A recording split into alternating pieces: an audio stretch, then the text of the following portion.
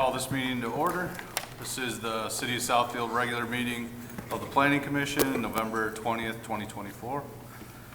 Could we all please stand for the Pledge of Allegiance? I pledge allegiance to the flag of the United States of America and to the republic for which it stands, one nation, under God, indivisible, with liberty and justice for all.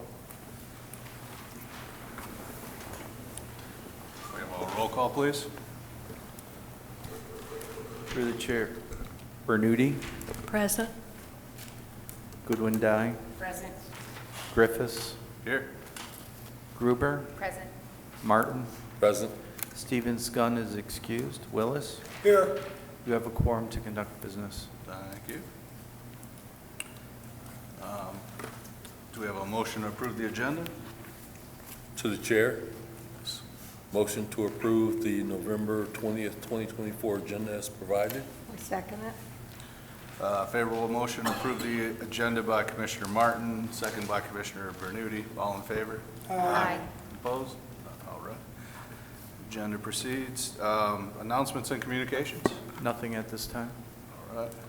On to the first item at 21101 Banning. There's two items here, right-of-way vacation and then special use. Both are public hearings. Yes, I'll introduce both items, but we'll have to have separate public hearings on each. PSV 24-001 and PSLU 24-0020. Petitioners American Mulch Producers. Addresses is 21101 and 28801 Boning Drive and 20905, 20921, and 20932 Maple Ridge Ave. Existing zoning is industrial, I-1. Their request is to vacate the unimproved northern stub of the Maple Ridge Ave right-of-way that extends into the parcel, and to modify and expand existing mulch operations to include surrounding parcels. Hours of operation are 9 a.m. to 7 p.m. Number of employees at maximum shift, 3 to 5, total of 25. As stated, there is the current zoning is I-1. There is some vehicular parking as a buffer. It's approximately 50 feet buffer around existing facility. Future land use is consistent. The area that's indicated in green hatch is the portion of the street that right-of-way, it's a paper street, but the right-of-way segment to be vacated, and the red parcels are to be added to the site. These are utilities. They'll have to provide an easement regarding the street vacation. These are existing conditions. The pathway that you see here is part of the 50-foot buffer from where the mulch piles are to the rear property line, although the rear property line does extend past the vegetation and the curbing in these photos. This is looking from the perimeter. And then these are some existing conditions of buildings and facilities that would be added at a later date. And I'll let the petitioner go into more detail on these existing conditions, existing site plan, and then proposed site plan. So with that, I'd like to invite the petitioner and his architect to come up. If you guys can explain what you're looking to do and add anything that I've left out, and then we'll have to go to our public hearings. Good evening. My name is Ken Moreland, 29895 Greenfield Road in Southfield, Michigan. I'm with Dorchen Martin and Associates. We're the architects representing the applicant, Mr. Randy Blackman, who is the owner of American Mulch Producers. Mr. Blackman acquired the 3 additional lots directly to the south of his current operation and would like to extend his current operation onto those lots. By doing so, it will allow him to move the log grinder operation further south and further away from the existing residential properties to the north. The applicant would like to amend the current special use approval to include or to change the hours of operation, which are currently 7 a.m. to 7 p.m. for 9 months of the year. And he would like to operate from 9 a.m. to 7 p.m. year-round. He would also like to amend the special use from the previous time that was granted to increase the pile heights that are currently allowed to be 15 feet high. He would like to increase them to 30 feet high, which would help mitigate any dust or noise nuisances that could possibly be attributed to the operation. I think that Mr. Crow indicated that he has been, the right-of-way vacation that he is requesting is kind of a housekeeping endeavor in that it was never vacated originally when, back in, I think, 2018, the special use was approved. And he would like to now vacate that so that he can use it for surface operations, but he would maintain the easements for all the utilities so that there would be no construction on the actual property or the easement, which would be in the shape of the current right-of-way. I think that with that, I would open it up to any questions or comments from you or the public during the hearing, and thank you for your consideration. Okay. This is a public hearing. I'm going to ask you to step back for a few minutes. We're going to open up the public hearing at this time on the right-of-way vacation piece of this project. That's PSV 24-0001. If any members of the public would like to come forward and speak on this item, please do so at this time. When you get up here, state your name and address for the record, and you'll have 3 minutes to speak. Good evening to each and every one of you. My name is Evangeline Glover. I occupy the house at 20966 Evergreen Road. My house, my residence, it's right at the piles. And so Mr. Randy and I have talked, and I have had the experience of having a mulch rain that entered my home from the back due to the piles being directly behind my property. And so once I talked to him, he explained to me that he was in the process of getting those piles moved down to prevent that, and for the noise that it may have to increase the height so I would not be able to hear that ongoing noise of grinding. And so I appreciate that he was willing to accommodate me as a neighbor from the back. Okay, thank you. Thank you for your comments.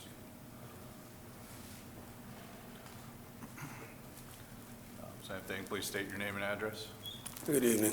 My name is Walter Wade. I live 2 homes down from Miss Evelyn there, 20996 Walter Wade.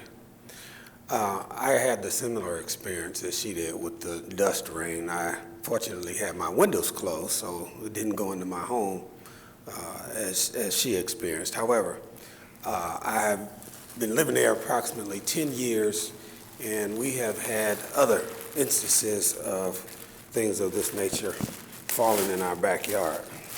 Recently, this was the largest one that fell next to my garage, which could have been my head. It's next to my car. Didn't fall on my dogs, didn't fall on me. So extending the piles higher, I imagine, would be helpful for some of that. We do have some trees back there, but they don't catch a lot of stuff. We've had smaller pieces of wood fall into my yard. Fortunately, nothing has happened. But I do go out in my yard. I do enjoy my yard. I use my yard. So that's a potential problem for me where they currently are.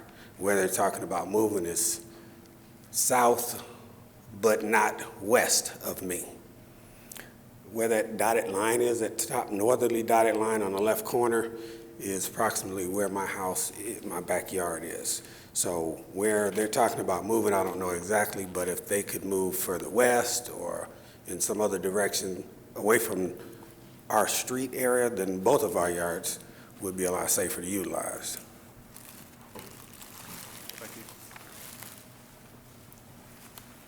Any other members of the public wish to speak? Please come forward at this time.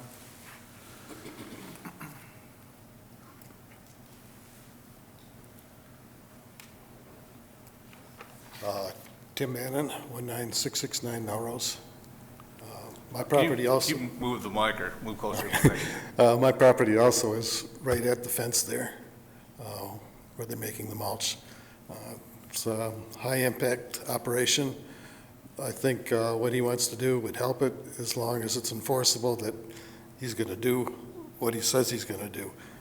Originally, the original owner was making it right at the 8-mile fence, and when this was rezoned, they moved it back there. The original owner only had one machine. This owner has several. So my concern is now that he has more area to do it, it might not just be several, it might be half a dozen. So I'd like some sort of enforceable thing that it stays a certain distance from the fence there. He gets those large ones on his side because that's the first grind. My house is over to the right a little bit, and I get the second grind. I get the fine particles. I can go several hundred feet in the air, but there's really nothing too much. He once said you could try to mitigate it with water, but the more moisture you get in that, the more smell there is. And if you ever had grass clippings in a plastic bag, you know what that smell can be. So it's usually not too bad, but there can be times when it's kind of like a pig farm. So, but it's seldom like that. I think what he wants to do is a good thing, as long as it can be controlled, as it doesn't. And another thing is, he says he has no wetlands.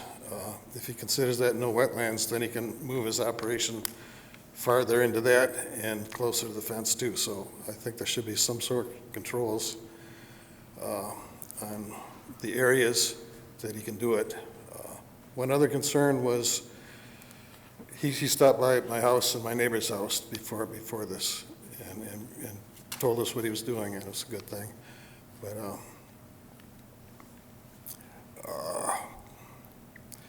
when this was originally decided, I came to all your planning meetings, and it was in the agreement that a wall would have been built up all around the property. That was never done. It's still in the agreement, but that wall has never been done. And that doesn't help much. It's a high-cost item, but it's something that really should have been done and should be done. Which property line is that? Well, around the whole property, actually. If I- I'm on the. Excuse me, sir, and I'll respond to that. I brought this map back up. I would like to know where all 3 residents, could you tell me, are you on Melrose or Evergreen? Melrose. Okay, which, I'm just. Right or left of I'm that? just to the right of Maple Ridge there. I'm over to the right a little bit more. tell me when to stop. Yeah, probably right about there, I think. Right here? I think so. Okay, you're roughly here? Yeah. So right where the ONS is? Yeah. Okay. Yep. Thank you. So I don't get those chunks like him and a couple other neighbors do that, but I do get the dust. All right. Thank you. And then, ma'am, could you just, you said you were on Evergreen? So my property is right to, next to the energy plant. So it will be a little rural land. Consumers and power there. it's the home. If you could Right. just, One more ma'am, over. So that's, yeah. that right here? That would be, the second lot, right. Okay. And then, sir, who's the other gentleman? You're on Evergreen also? Yes, I think I'm like number 4. Like, right here? Okay. I just wanted the commissioners to know So two of the speakers are here, and then one's up here. Okay, thank you. Were y'all finished? I'll give you a little bit One more item. Sure. The original agreement says 14-foot piles. He has to have a 30-foot pile to manufacture it. That's just the way it is. I can't be done anything about that, but, But we'll get into some of that during our discussion. okay. Okay, thank you. Any other members of the public wish to speak on this item? Please state your name and address for the My record. name is Andrew Imison, and I live at 21128 Evergreen Road. Okay, sir, is- could you just show me roughly? where Yeah, you- so it's two up from where Mr. Walter is, so yeah, right there. Right there? Yep. Okay. So, yeah, I've lived there about 2 years, and so where my lot is, I kind of back up to usually where the grinding machine is.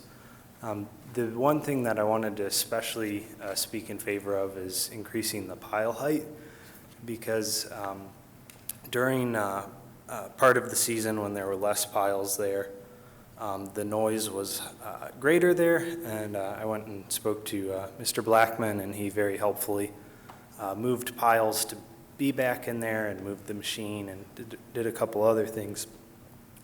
And when the piles are there, it greatly increases the noise that we hear. So that's really the main thing that I wanted to speak in favor of. The other items I don't have any objection to. They don't really affect me negatively. If anything, moving it further south is positive, I think, for pretty much everyone, except maybe one house, maybe two, I'm not sure. So, yep. Okay. Could I just get your name again, sir? Yeah, Andrew Imison. Andrew? Okay, thank you.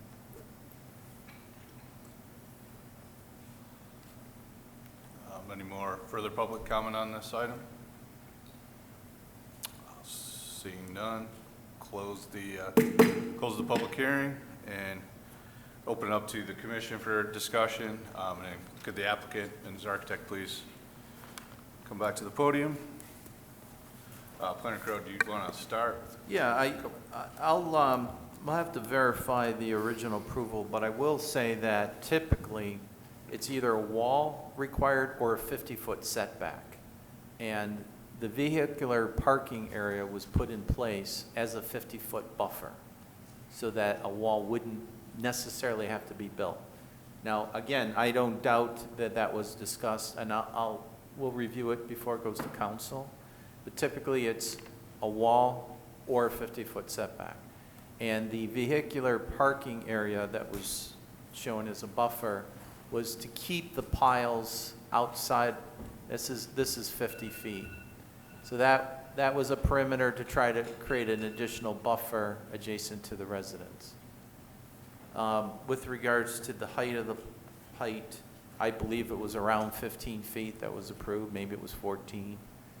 It sounds like some of the neighbors are stating that if it was 30 feet, or if it was higher, it would actually reduce the noise, so that's something to take into consideration. I was not aware that large chunks of chipping were flying into the neighbor's yard, especially that big.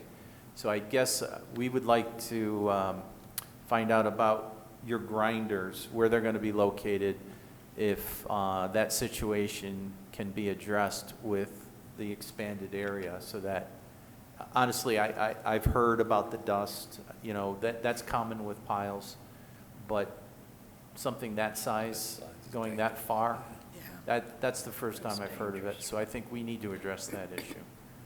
So if you want to at least address that issue now, and then the commissioners may have some additional comments or questions. Of course, thank you for the opportunity. My name is Randy Blackman, the office at 20881 Boning Drive. So on that particular issue, just to focus, so there are a couple pieces of equipment that are designed differently. One of them has the potential to throw chunks of wood through the grinding process, and it tends to throw in a singular direction. So when we started this process, I purchased this company about 5 years ago. We have been trying to expand the operation that entire time to mitigate that situation more than any, and it's taken that amount of time to acquire more property. But per the industry standards in this type of equipment, there's about a 200-foot maximum throw radius, if you will. So by moving the grinding equipment, and I'll do my best to explain it, where it is to the additional lots, it's moving us at least 400 feet away from any potential residential area. The ones that would be closest would be the 4 on the left. One is vacant. 2 of the other 3 have spoken today.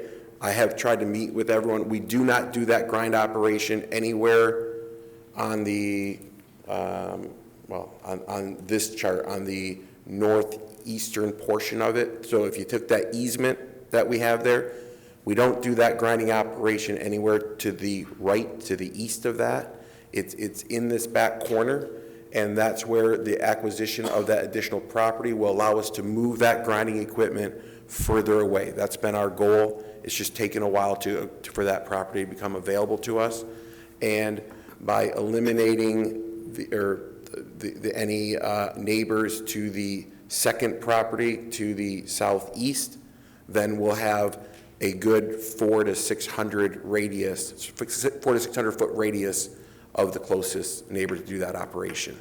So we're very aware of that. Obviously, everything we do is about safety, and that will mitigate that tremendously. All right, to the commission, you want to jump in, Commissioner Martin? We'll have more questions, we'll circle back. Sure, I'm here, thank you.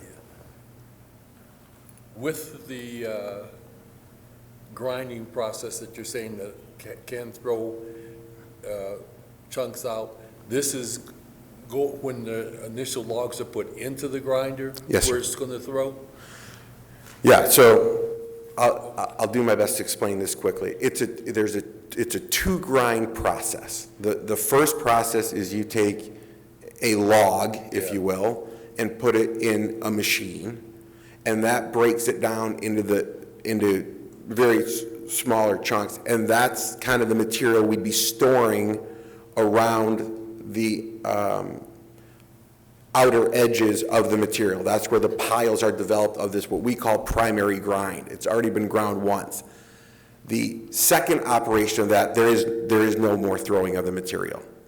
The only time you have it is on the initial grind cycle, and that's what we'd be moving to the furthest point away on our property of any neighboring situations. Okay. I guess what my point is that is there the possibility of having fencing at the top of the grinder where the logs go in so that it doesn't throw anything out? I mean, we've looked at, I'm sorry to interrupt, I'm sorry. Is there anything that can be done to try and cut down on the potential for that? I mean, I understand what you're saying about the primary grinding and it having the potential to throw stuff there. Is there anything that can be done with the equipment so that it's fenced off to try and So we spent quite a bit of money. We purchased a deflector system, but it was ineffective. It didn't work. It's 90, and this isn't, we want 0 incidences. 99% of them are contained and controlled. Every now and then, one must hit just right, in the right direction at the right, and it spits it. And it's not like a shower. It's not like a meteor shower that's coming in there. It's the random one that goes. And not only will the pile height help, because that will catch a lot of them. That also has a fairly dense tree line as well. that will catch them. But as Mr. Wade, I'm not, one got through, and we don't want any to get through. So we want to move it further away so there's zero incidences. But things like the pile height, the deflector system, they're all built there to help, but that deflector system didn't solve the problem, and so that's where we didn't use it. I guess as things progress, assuming that this is approved, Yes, sir. moving the equipment and moving the pile is going to reduce that. Is there anything that the neighboring residents can do to let you know if the problem is still existing to try? Oh, 100%. Most of the neighbors and some that have spoken today, I mean, they have my personal cell phone. They have, I'm very aware of the responsibility of this operation where we're located. As I said, I purchased this 5 years ago. The business was already there. I don't want to go through the history of how it got there, but it was there. It is my responsibility to make sure we're managing the site plan and the approvals and the safety. And that's why we work closely with the planning group. It's why we're working with the fire department. We're doing everything we can to run this responsibly. I'd love to say we were perfect. It's machinery, it's equipment that isn't always perfect, but our discipline will be perfect, and our adherence to this plan will be perfect because we control that. No further questions at this time. Mr. Wells? Thank you. First of all, the issue of vacating the road, I think it's a no-brainer. Okay. So as far as I'm concerned, it's not one that we even need to explore further. But I am concerned. I think I asked the question the last time we met. We had a height of, I thought it was 19 feet. I hear 15. 15. And what I don't understand is why that number? Because we're government usually has a rationale, 18 and a half feet because of X, or 20 feet because of Y. I can't tell if this is an issue of safety, or an issue of aesthetics, or just an arbitrary number, and it sounds like it's an arbitrary number, and that scares me a little. If I don't know where we need to start, to go up to 30 feet, for example, I don't know the rationale for it, or if we have to shrink it, I don't understand the rationale for it, and I know this is the time we're going to vote on it, but I'm hoping to get some insight, and perhaps, Mr. Crode, if you would. Well, I'm not going to just speak from memory, Okay. but typically, when we have piles, we like to keep them 1 foot below whatever's screening them. And there was a time, and you'll see it up and down 8 Mile, where a lot of landscape supply companies have concrete blocks, and they're stacked up, and then in theory the material is supposed to be kept in them, and they're supposed to be 1 foot below. Okay. I believe that 15 foot was established using some averages of other places at the time, and given the fact of the height of the tree and the separation, I think that's what we agreed upon when it was first approved. The 30 feet, this is a special land use. You would think higher is worse, but it sounds like the higher height is going to help with noise reduction and possibly might address the flying debris issue. So that's something that could be made as a condition of approval.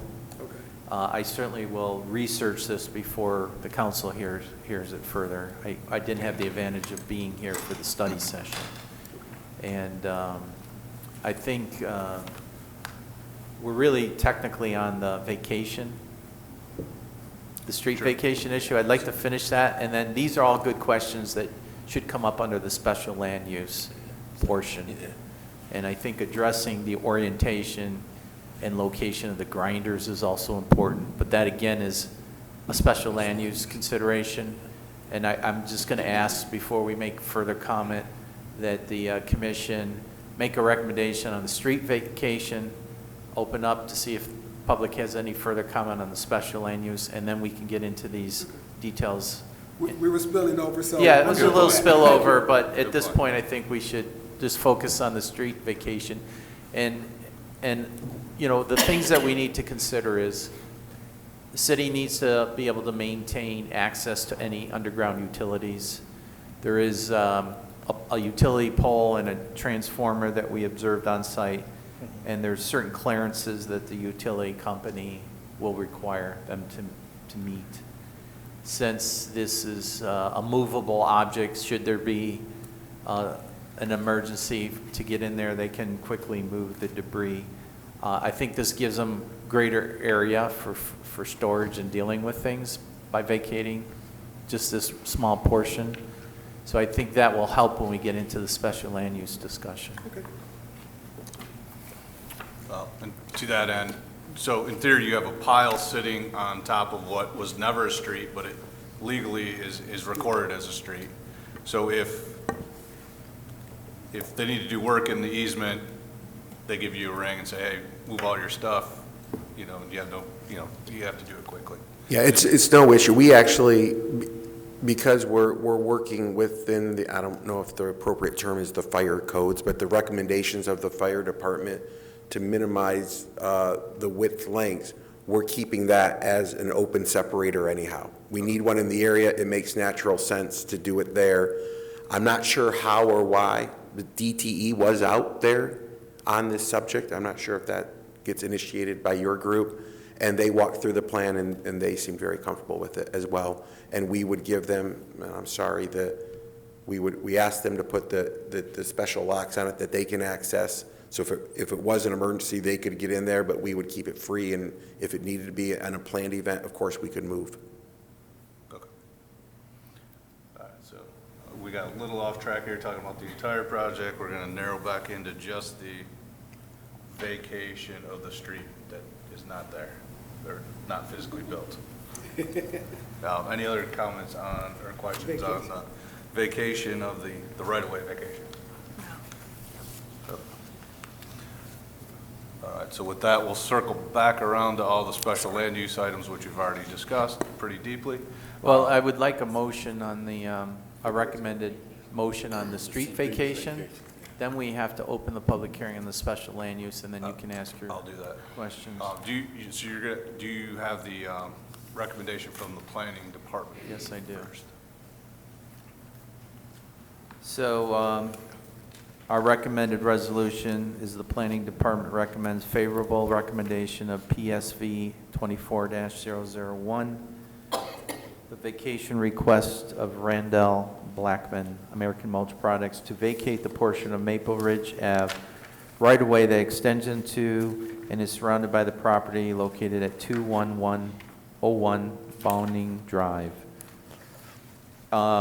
Subject to the following conditions: retention of an easement for the operation, maintenance, repair, and replacement of the Owens relief drain and all existing public and private utilities located within the subject portion of Maple Ridge Avenue right-of-way.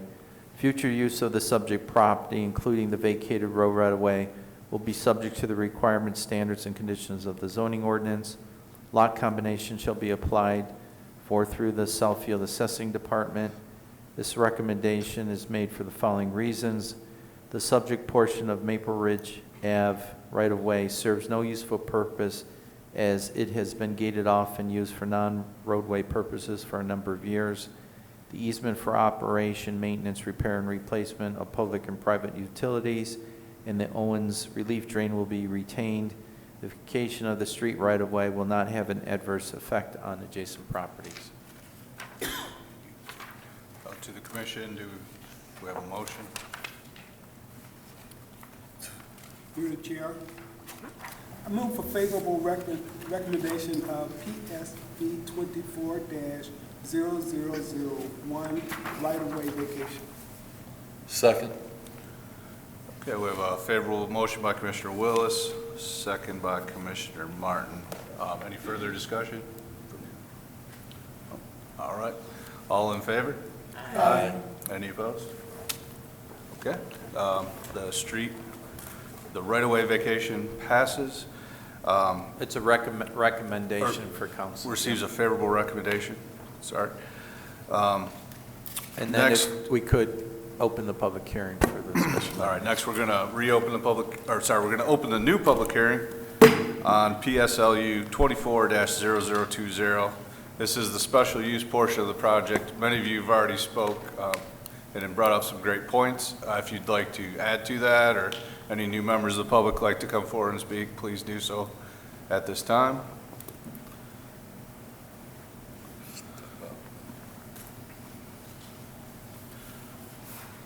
Again, just please state your name and address for the record again. Yes, good evening again. Walter Wade, 20996 Evergreen. I would just like to revisit what, the other gentleman brought up a while ago, and I hope this is the right time. I got things off track talking about it earlier. As far as the not 24 hours, year-round. Yeah, I believe it's 7 a.m. to 7 p.m. for 9 months a year, and they like Currently. to go 9 a.m. to 7 p.m. year-round. Year-round. So my question would be, would that include 7 days a week or just 5 days a week? We'll get clarification. Yeah, we'll get Okay, okay. clarification. The other thing is just a suggestion to reduce stuff, or probably even stop it. They're using the fencing like they do at games, with the tall poles and the netting, 50 feet tall or whatever. Because we got some trees back there that got to be at least over 50 feet tall, and the stuff still's coming through. So just a thought. It's something that could be used without having to go to a lot of expense of building something. I have talked to him before about that log. The day that I found it out in my yard, he was very accommodating. He wasn't in denial about it or anything. So, just in his defense, I think he's being a good neighbor, but I would not like to see those things fall in my yard. And that's not the only one. That's just the biggest one that's coming to my yard. Okay. Excuse me, sir. Can you just give me a time frame on when that large chunk landed in your yard? About 2 weeks ago. 2 weeks ago. Okay. Sir, want to speak?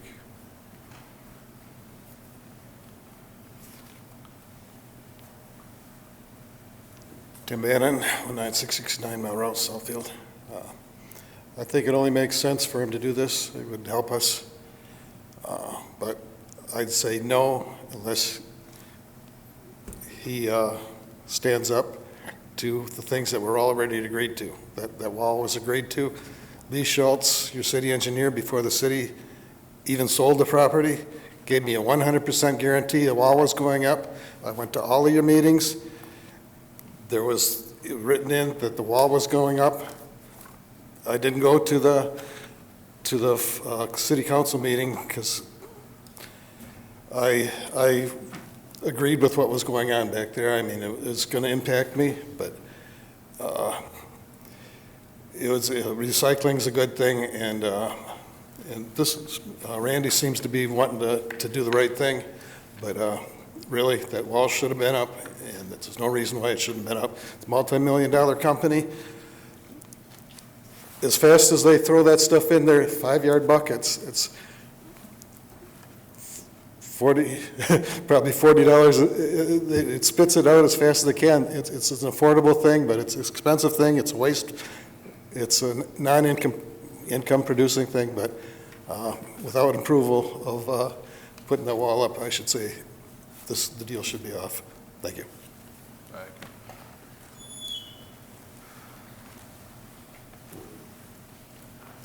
Evangeline Glover, 20966 Evergreen.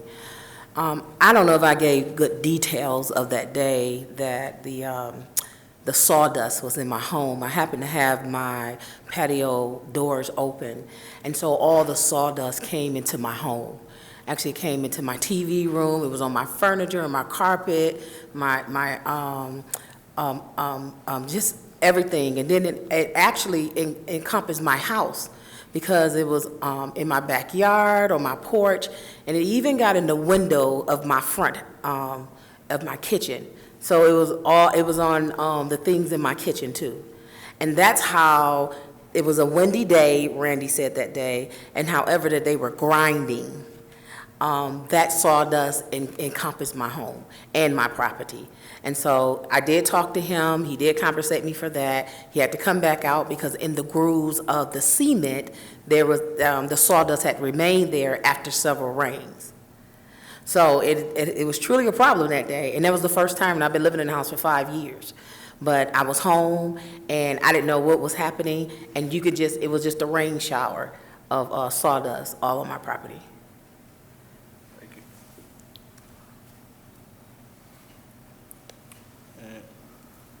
Sir? Andrew Imison, 21128 Evergreen Road. I just wanted to add on the amending the hours of operation, which I think we don't know at this point whether that's 7 days a week or what it is.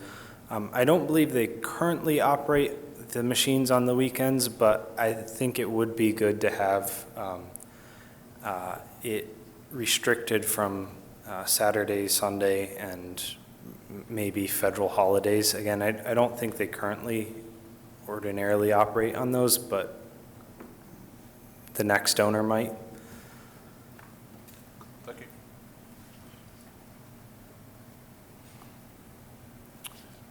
Any further public comment? See none. Close the public hearing. Through the chair, the hours of operation as proposed in the write-up is Monday through Friday, 9 a.m. to 7 p.m. So it's 5 days a week. Year-round, but Monday through Friday. Okay. So if you guys want to come back up. The applicant, please approach. So we started many of these special use conversations already. Sure. I'll ask you or open it back up to the commission here. Sir, may I just comment on Yeah. a few, is that appropriate? Please. So the request for the change in the hours is actually as an aid to, again, the area. The equipment can be loud. I don't want to fire it up at 7 a.m., right? But we do have work that we have to do. So the thought was to take those 2 hours and not operate in those, but we need to make that time up on other days. So that's why we requested the year-round, just to spread them out in more normalized hours. The equipment does not run every day. So just to be clear, I think we talked about it. I gave my best guess. It probably runs the main, I don't want to go through every piece of equipment, but there's really one major piece of equipment, two, that would create the noise. A third one is very quiet, it's electric, so it's not causing a noise issue. They probably run a total of 100 days a year. So we easily could adapt to, the plan says not Saturday and Sunday. We could easily adapt to not federal holidays, although we're closed on federal holidays. So I'm happy to comply with that. As far as some of the disturbances with the neighbors, again, we bought it 5 years ago, so I can't comment on the original wall. When the original site plan was done, I apologize. I'd love to come up with a system and build a 50-foot net all the way around, but I think I'd be standing back up here in front of you asking for that as well. But if that's a solution, so be it. I'm not sure the relevance of how much we make a scoop matters or it doesn't matter. We're here to be a responsible neighbor. The plan we've put in front of you absolutely will impact positively every neighbor around us. I think we've heard from 4 different neighbors today. I have tried my best to meet individually with each, probably about 25 of the most impacted neighbors. I was successful in meeting with about 15 of them. Everyone has been positive, even the ones that have spoken today. They have some concerns. I am committed to doing everything I can to minimize those concerns, but the 2 biggest things we can do is increase the pile height to act as a berm for dust and noise, and move that grind operation as far away as possible. And that's what the acquisition of this land does. And the reason it's where it's at now is because I don't have your permission to operate in that property yet. So moving it another 200, 250 feet is a big movement. It doubles where we're at today. And on the Melrose side, I should say, it triples the distance away from them.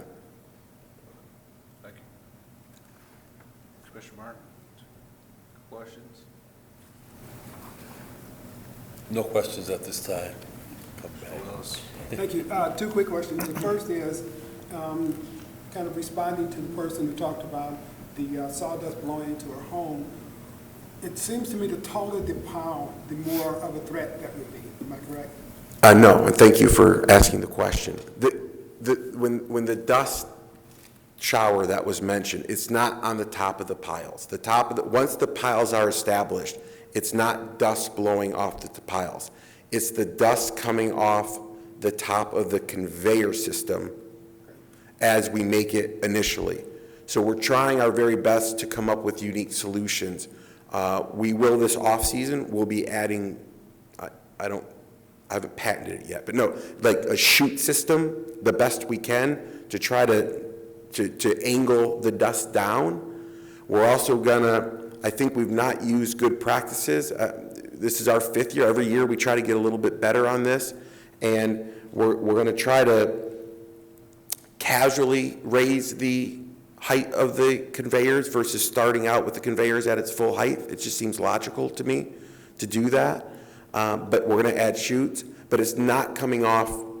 We've never gotten a call in the middle of the week when we're not grinding. It's during the grinding operation. The wind kicks up, it changes directions. We do try to align our grind operation with the wind. You have a predominant, Mr. Crowe, if you could move back to the overall site plan, sorry. Obviously, the wind predominantly is coming from the west and traveling to the east. So we have it set up that way, but every now and then it shifts and it moves, and that's where we have problems, and that's why we want to try to put as many safeguards in place against that. One more question. You said you wanted to move the pile back another 250 feet. Tell me, how far would that be from a neighbor's property? So,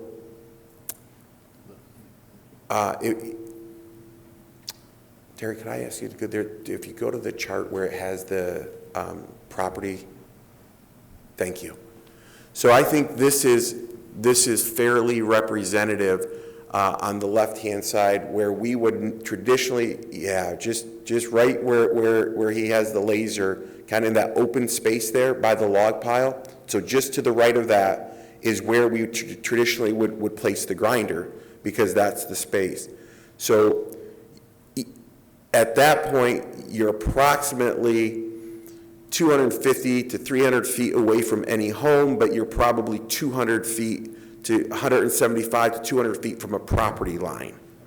So by moving it all the way down into, we'd probably move it closer to where the big white building is. That is no longer there, but that was a temporary tent. By moving it there, you're now pushing 450 to 600 feet. So that's the big improvement. In the ideal world, we'd move it even further away, but we have Maple Ridge Road and other things then to concern about, and we can't do that. Okay. Thank you. Thank you.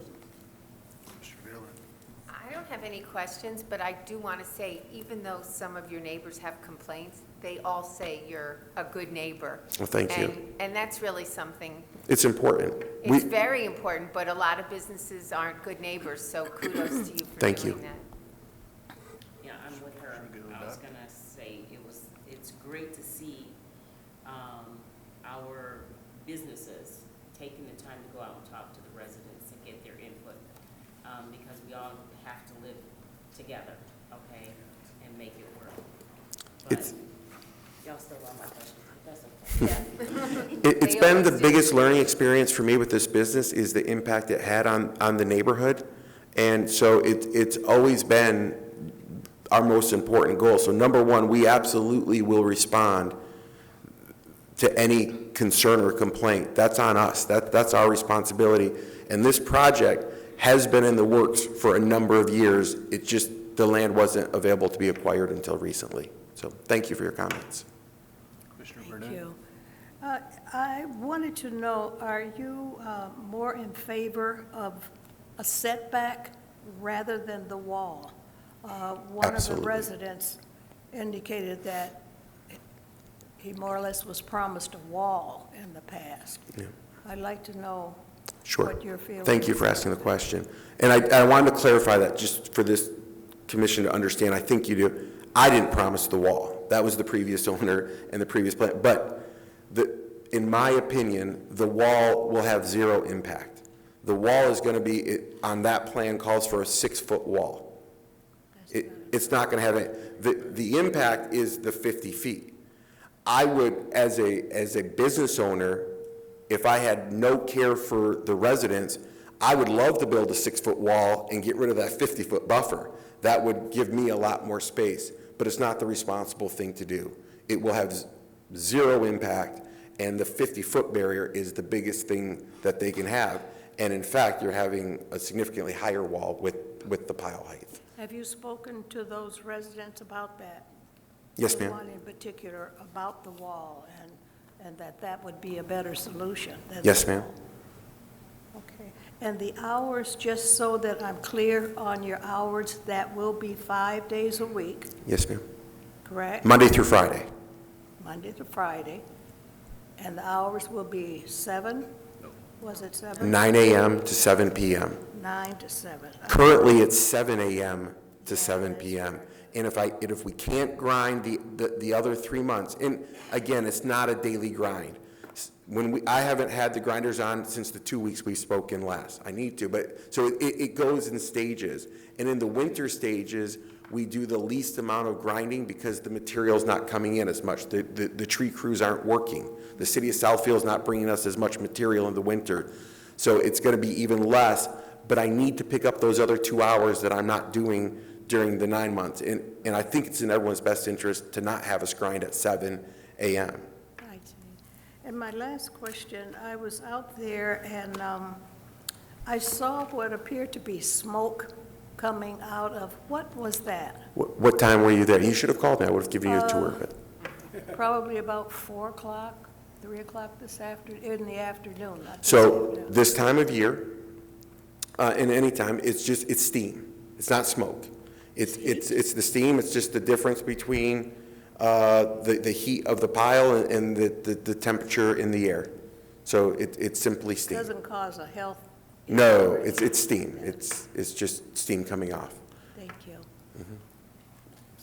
If I could ask a follow-up question. Yeah, go ahead.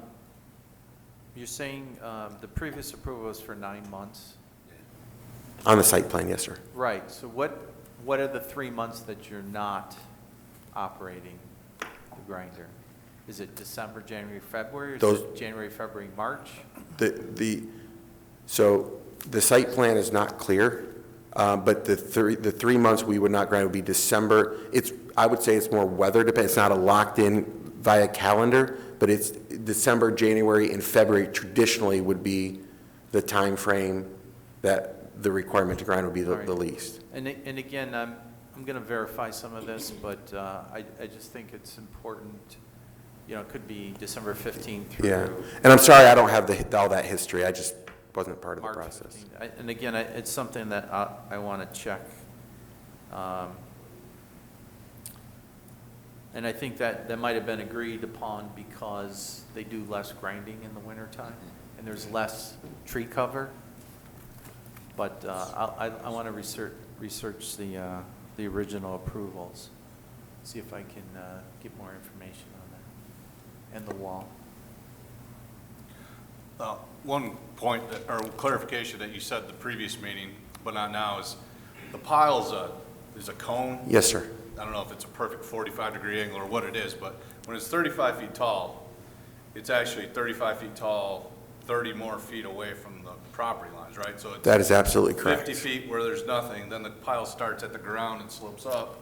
So this height is pretty far in the distance. off So, the- yeah, I don't know the math, but yes. It's almost the depth of a residential property away. The, Again, the starting edge of the pile is 50 feet Okay. from the property line, and then it would slope away from the residence to get to the peak height. I think that's important just to visualize for everybody that this isn't a not a- skyscraper next to your house, which is why, like, a fence at a golf course Right, is tall and kind of obnoxious. It feels taller because it's closer to you. Right. This feels smaller. Distance is the best thing you can do on this operation. correct. I think we Further had. distance, less sound, further distance, less things fly onto your property. Correct. And I think there were some pictures in the package originally that were taken from a distance, looking at it at a different angle, and it showed, And it even looks shorter. it looks much shorter, yeah. Vanishing point. You didn't say that today. I thought that was helpful. Thank you. The first time. The one other question that was brought up earlier by the public was, if you have more property, are you going to pile extra machines into the property? Or is kind of like, there's one loud machine and So the equipment we have, and I'll be specific, so we're all factual, there are 3 grinding machines today. One is electric. No one would have any disturbance with that one. It's quiet, and it doesn't create dust on that process, and you wouldn't even know we're running it. The second machine is also designed very similarly. It's horizontal. Again, it is diesel, so it adds a little bit more noise. And the third machine is what they call a tub grinder. It's round, and that is diesel. And so depending on what material we're running through it, is where it's only when we grind the big logs is where you're seeing the potential for dust. The property really can't take any more equipment than those 3. Our expansion plans within the current landscape, I mean, this is more about the ability to move piles around than it is to add equipment. That I can't see a scenario where this property allows us to add any more equipment of the grinders. okay. I think that's the noisiest is the biggest And concern. that's the noisiest thing, yeah. Okay, thank you. Thank you. Commissioner Martin. Initially, you were talking about having a chute system for the conveyors? Yes, sir. And the first conveyor is the conveyor where you get the most dust from as it comes off? Or as the conveyor carry, you get the dust Yeah. from? So- So it goes from the lower conveyor to the upper? Are you talking about having a chute system for both or just the? The higher. So the first one, it goes from the grinding operation, it drops, I don't know, 5 feet, 6 feet into a secondary conveyor. It's that conveyor that generates the height, and that's where we want to have the chute system coming off that. So that as the material is higher in the air and can get caught in the wind, then it's directing it down rather than up. Okay. So the conveyor system is something in addition to help with the dust problem?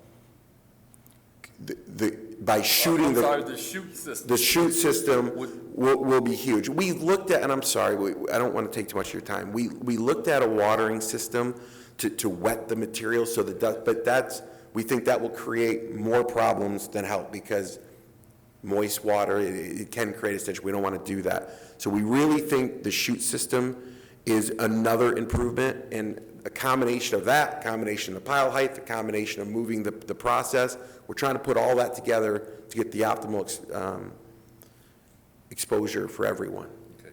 And here again, because of the machinery and the machine height, because of the shape of the piles, the sound area is kept down low rather than up high. That's right. Because of the way that the sound. That's right. The sound is 10 feet or below. Yeah.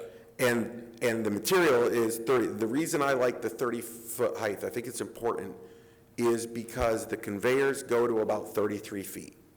And it's a very easy thing to control. I can't go any higher than that. You know, it's really easy to control, to have my team, everyone know that's the max we can do because we can't go any higher anyhow. I can't push it with the equipment. It's the max we can do. And it fits within the guidelines of what the fire marshal recommended. Yeah. So. And here again, and I think I covered this the first time, is with the fire hydrants that are existing there, and, you know, you have very low possibility of fire like they had in Detroit. And that's That's something we don't even want to. But I promise you this, and it's always a concern. You should be concerned about it because I'm concerned about it every single day. If we had a situation, it would be contained. So if, God forbid, it were to happen, it would be impacted on a very small bit of the property and wouldn't be able to spread if that worst-case scenario happened, unlike what happened in Detroit. If I could, we talked about this. Yes, sir. I think it's 145 to 165 degrees is the combustible. It's higher than that. Yeah, but that's what, like, I've heard compost, that's when the fire can catch. You can monitor that, you knock it down, you can, by rotating the pile, that keeps those temperatures down. Very low. So there's a combustible temperature, but there's things that they can do with temperature readings and their machines to constantly move it, and that's something that they work with the fire department on. Correct. We monitor it weekly. Yeah. And if we have to move it and cool it down, we do. I will comment, though, that the material that is mainly on the outside perimeter closest to the residents does not generate that kind of heat and actually freezes in the winter. So That's all. Thank you. Thank you. Thank you. Grow, do you have a recommendation? Yeah, we always hold public hearings because sometimes new information comes to light. And you're getting to the point where you're going to be pretty much shutting down for the winter. And I don't like delaying projects, but my recommendation tonight is to postpone to a date certain of December 18th. I'd like to have some time to investigate the previous approvals. I'd like to get a little bit more information to share with the commission about the location of your chippers, grinders, their height. I'd like to see that better represented on the plan. I don't know if those three rectangles up there represent that or not. You have a straight truck there. I'd like to just investigate this whole wall issue, the separation, the hours of operation, before we make a formal recommendation to City Council. So we've held the public hearings. That's my recommendation, is postpone to a date certain of December 18th. We don't have to open the public hearing again. Let's get these answers resolved before you make a recommendation. I think they can be resolved. These issues can be resolved. I want to have a better understanding of what they are. We owe it to the public who have raised these issues. I was unaware of the flying debris. And some of these other things I think can be mitigated, but I'm not comfortable recommending moving forward at this point, and I'm sure we can resolve those issues and have better answers for the commission and the public before you make a formal recommendation to City Council. Great. Okay. I don't have any disagreement with that. It's a complicated subject, obviously. We spent a lot of time. May I make one comment to that? Yeah, one, please. If you don't mind, I'm sorry. And I'm here as a partner of the city. I'm going to, whatever Terry needs, whatever the commission or the council needs, I'm happy to do that. There is a time frame here, though, in that if we don't start doing things, I'm going to be a year before I can put all this in place, because I'm going to lose the winter months of moving material and stacking different and do that, and the material is going to be there. So I'm certainly going to respect the plans, but if I understand the process right and we postpone this a month, that's going to postpone the city council for a month, and I've lost the window to do the prep work, and so I'm going to be, a lot of what I need to do to make the improvements won't be able to happen until after the season. So I want the committee to do. Some of my concerns are, in our write-up, we don't have anything about the height of the pile. We have hours of operation Monday to Friday, 9 a.m. to 7 p.m., and it says nothing about year-round. We have this issue of the flying debris, which I was not aware of. There's this whole issue with Again, traditionally, it's a 6-foot wall. I agree, I don't think the wall itself is going to make any difference, other than if it was required. Typically, if you have a 50-foot setback, then you don't have to build the wall. I'd like to check into that. And it's one way is to do the recommendation, subject to my feeling comfortable moving it forward to city council, or we just postpone it until December 18th and come back and have you deliberate it on more. You can move this forward subject to them getting me the information, and I could hold it up from going to city council. That's the only other option. I think that sounds better for them. I mean, if you go there without the right information, you're gonna get either denied or delayed anyway, so I'd be in agreement with get all the information of Planner Road in the next week here, and then, you know. Yeah, I'm happy to do that. That's the fastest, sounds like the fastest. If you can support that, I'm happy to work directly with him and get him, provide whatever we need. All right, Commission,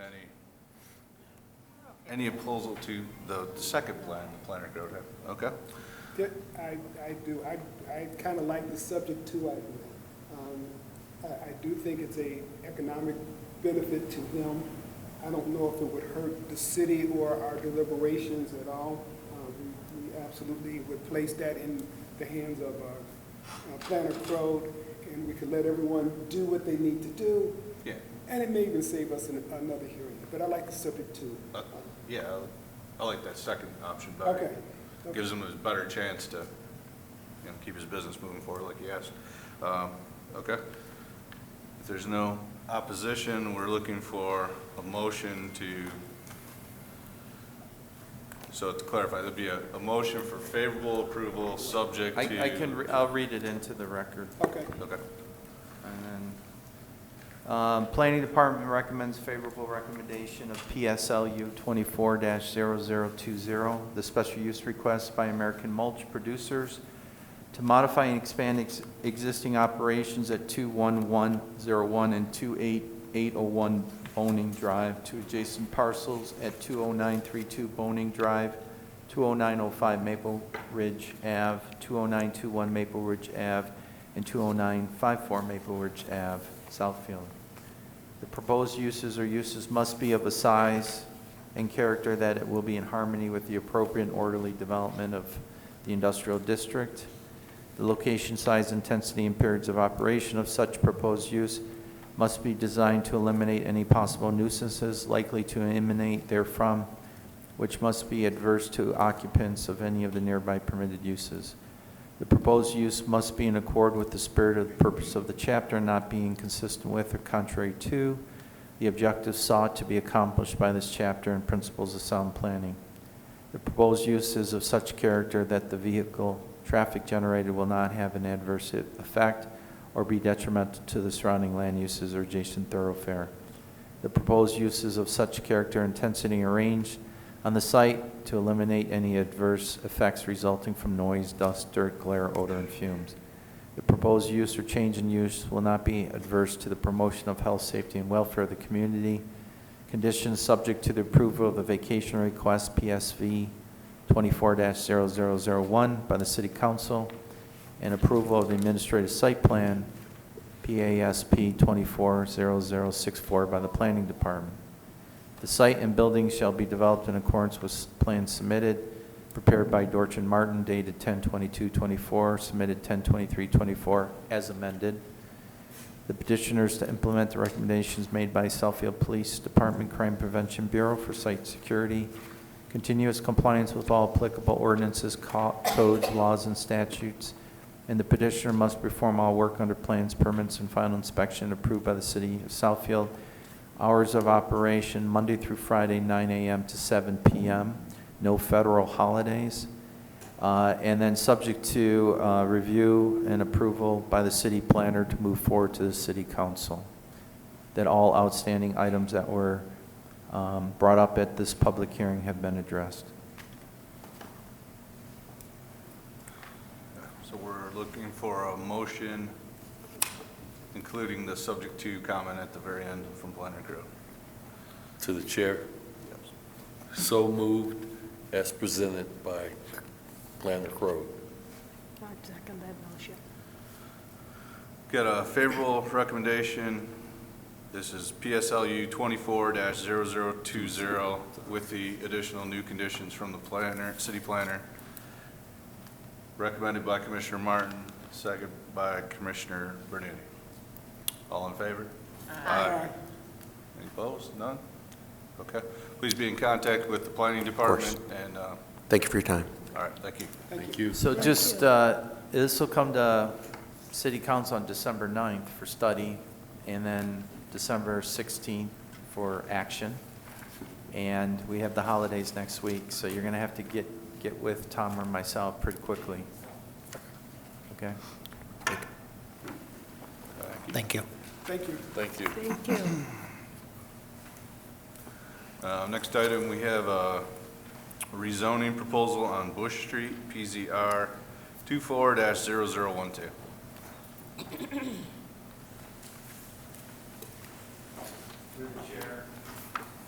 Through the chair, this is PZR 24-0012. Petitioners Harpo Chain Construction, address 23458, 23472, and 23488 Bush Street. Existing zoning R1 single family. Proposed zoning is RT attached single family. The petitioner would like to rezone 3 parcels on the east side of Bush Street from R1 single family to RT attached single family.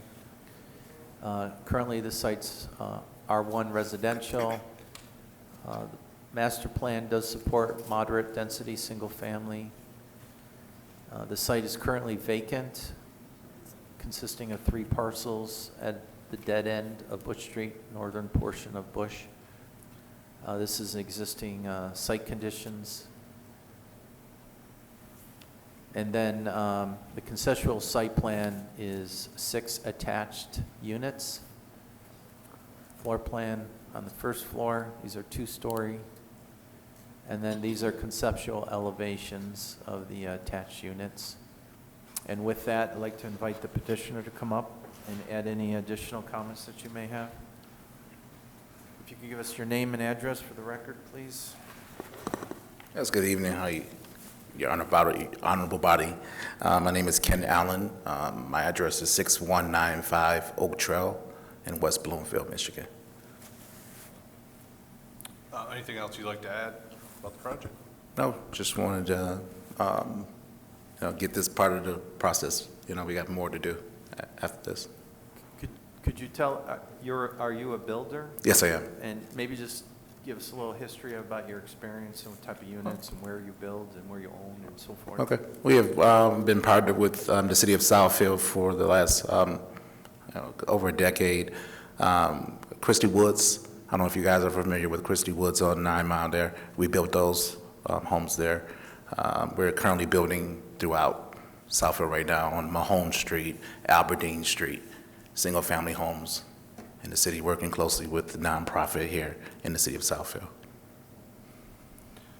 And currently, you're just seeking rezoning. You don't have a specific building as part of this proposal today. This building here, this is what we're proposing to do on that townhomes, right on the end of that street there. Okay, thank you. This is a public hearing. I'll ask you to step back for a second. I'll ask you to reapproach after we get through this part. I'd like to open up the public hearing at this time on PZR 24-0012. Any members of the public would like to speak on the rezoning of this piece of land, please come forward at this time. State your name and address for the record. My name is Margaret Palazeski. My address is 23406 Bush Street. Sorry, ma'am, I didn't catch your first name. Margaret Palazeski. Margaret, thank you. Hold the mic And if you're down, looking please. for Norman, he's dead, so. Anyway, these lot sizes are, pretty close to what's, the whole neighborhood is. Why not build 3 single-family homes? Why do you have to bring something like this into our residential area? I mean, I don't know how you guys would feel, but I don't want this going up in my neighborhood. Single-family homes, I'm all for it. But something like this, I can't agree to it. And why the need to rezone our neighborhood? It's a quiet, peaceful neighborhood, and I like things the way they are, and I know a lot of the neighbors think, well, we can't fight City Hall. Mike Wilson, who is my neighbor, had surgery, so he put in a letter, which you guys should have gotten a copy of. We'll read that into the record later on. Okay, because he had knee surgery and couldn't be here. And I know there's, other neighbors here, so that's all I wanted to say. I just, build 3 residential properties. Don't bring this to my neighborhood. Thank you. Thank you. Yeah, Planner Crow, we received an email. I assume, do you have a copy of that? I'm not finding it. If one of you would be so kind as to read it in. Friday? Yeah, I can find it. I have the name and section if you need it. You got have a it. copy, right? We have, We all got it. Would one of you read it into the record? Yeah. Did you find it? I'll find it. Oh, we got a paper copy of it. Yeah. Mike Wilson, yeah, this is for Mike Wilson. We'll read this in. All right, sir. Please give us your name and address for the record. Yeah, William Howard. Can you move closer to the microphone? William Howard, 23405 Bush.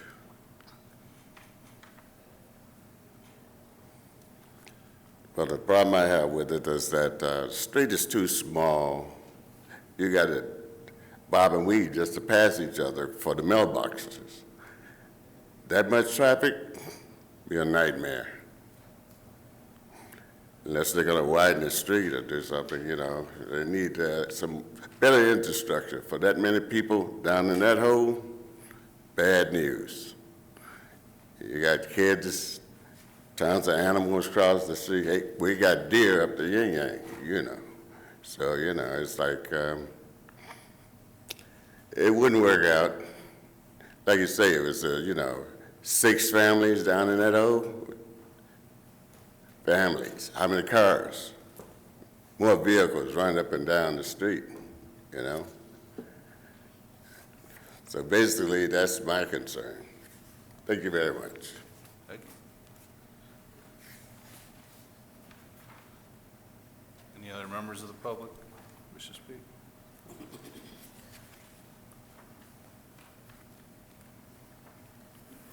Hello, I'm Hanan Azu, 23196 Bush Street.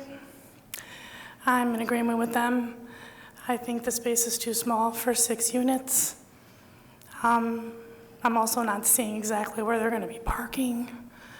Yeah, the street is small, so I'm up and down that street with my nieces, nephews, dogs.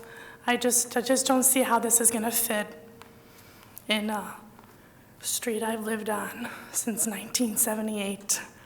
And I kind of like to keep it this way, with just homes and not, apartments, basically. Thank you. Thank you.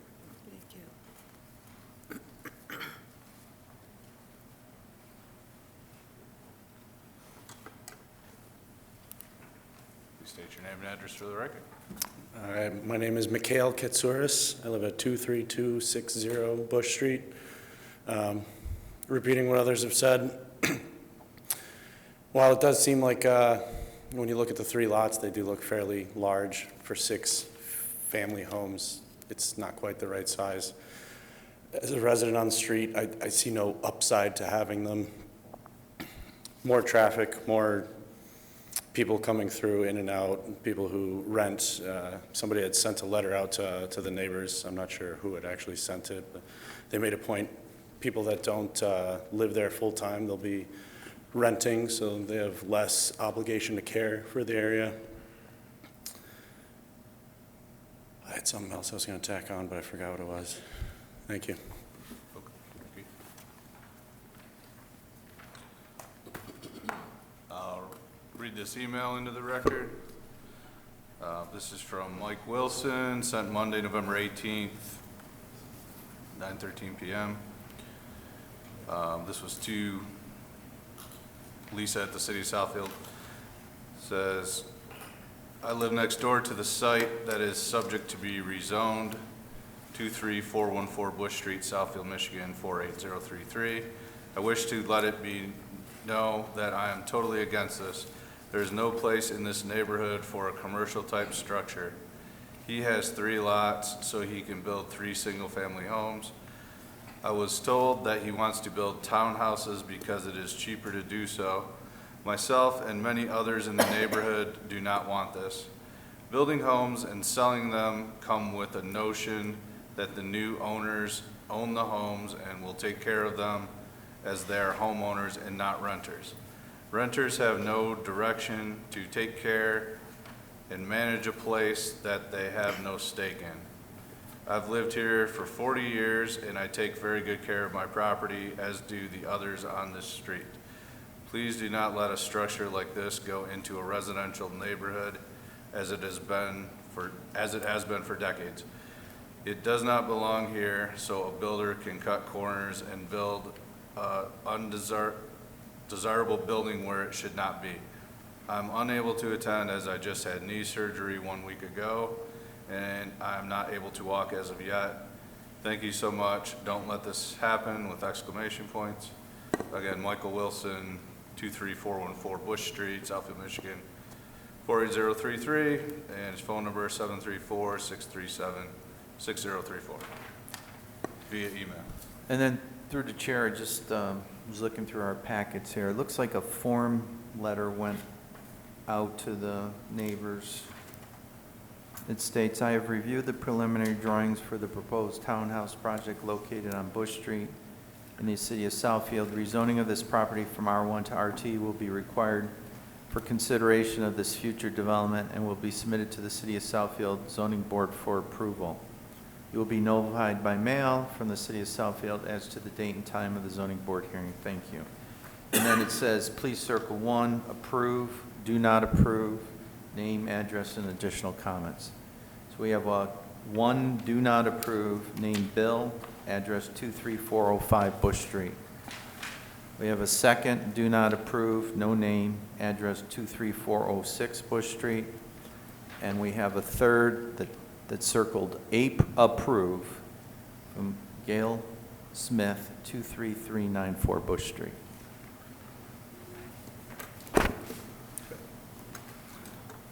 Close the public hearing at this time. If the petitioner could please return to the podium. Yes. Kenneth Allen, 6195 Oak Trail, West Bloomfield, Michigan. Do you have initial response? Yes, And yes, please, yes. Please just keep directed up here, don't start a conversation with it. No, no problem. No, yes. Definitely heard everyone that spoke today that don't want to go the route of new structures going in on an area that's been the same for years. And it's all about change, as you know, in the city of Southfield. We're not putting rental homes on that block. We have met with the fire marshal diligently to just go down there to see exactly if they can get a fire truck down there. We met with planners to create a boulevard in front of the properties where we push the properties back, so that way it will be a turn radius not only for our residents that will be buying the homes, but also for the fire trucks, police, whomever. Right now, they're going up on the property now, and they made a turn radius right on the property, and we can't say anything about that. I mean, they do it. The property next door to us, we sold acre to the neighbor next door because he wanted to build a garage. And he built a little bit more than a garage. He built a garage, and then he did an easement and got a huge outfit there on next to the property. So I think this is going to be, I think it would be very good for the area. I think it's going to increase the value of the area. It's going to be, it's going to bring families to the area, and that's what the city is about, family.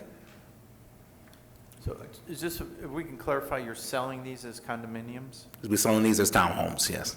Okay. So, and this is just the rezoning. They'll still have to come back for some site plan approval. Right. So I was kind of alluded to that there, this is the plan. This is just a conceptual plan.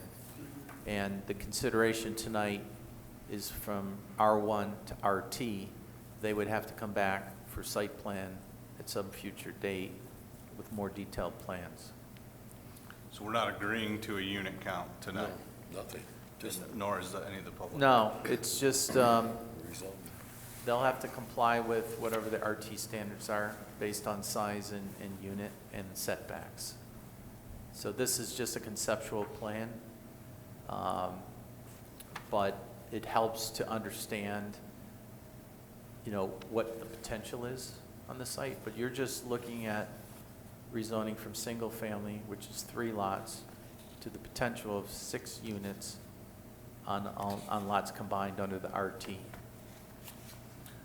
Are you able to, you may not have this prepared, but a couple of people suggested you could fit 3 houses but not 6. Do you have that calculation from a zoning point of view? No, at this time? If we could ask for a parallel plan, is what I call, how many single-family lots could you build under the current zoning versus what's being proposed, but we have not received that. That'd be something for the next time this project comes forward, if this project comes forward. All right, to the commission, Commissioner Martin, you have any questions or comments? You're looking at rezoning it for, well, the 3 lots, so you can build multifamily lots there. Have you considered putting multiple homes on each individual lot? No. Because of the depth of the, I noticed that the lots are 200 feet deep. Yeah, they're big lots, huge lots. They're huge lots. And So that's why we were able to push them back away from the road and put the boulevard in, working with the planner. He came up with that, to put the boulevard, actually it was Tom, was it Tom? Came up with putting the boulevard in, so that way it has a turn radius, and also it gives them parking in the front for the guests, so they can come in and out with no problem.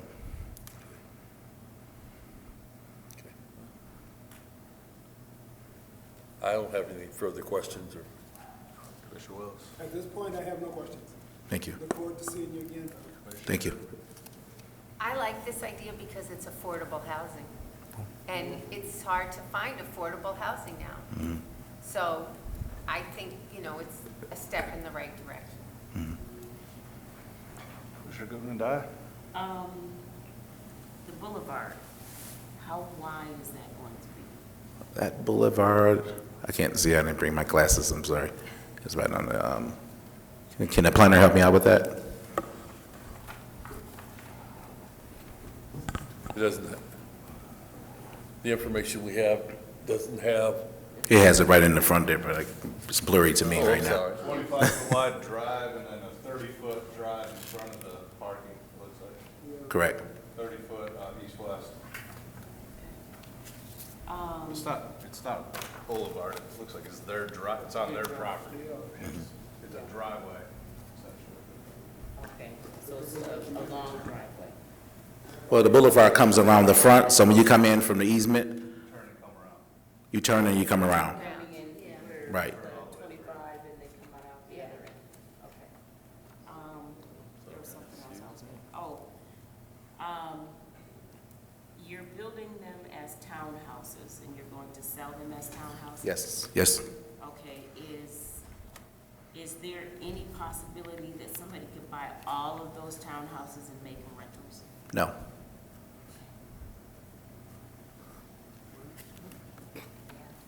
No questions at this time.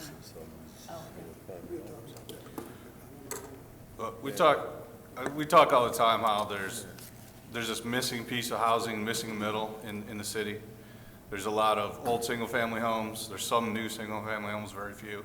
There's large high-rises. There's not the smaller units, the duplexes, the 4 units, like a lot of other cities around us have.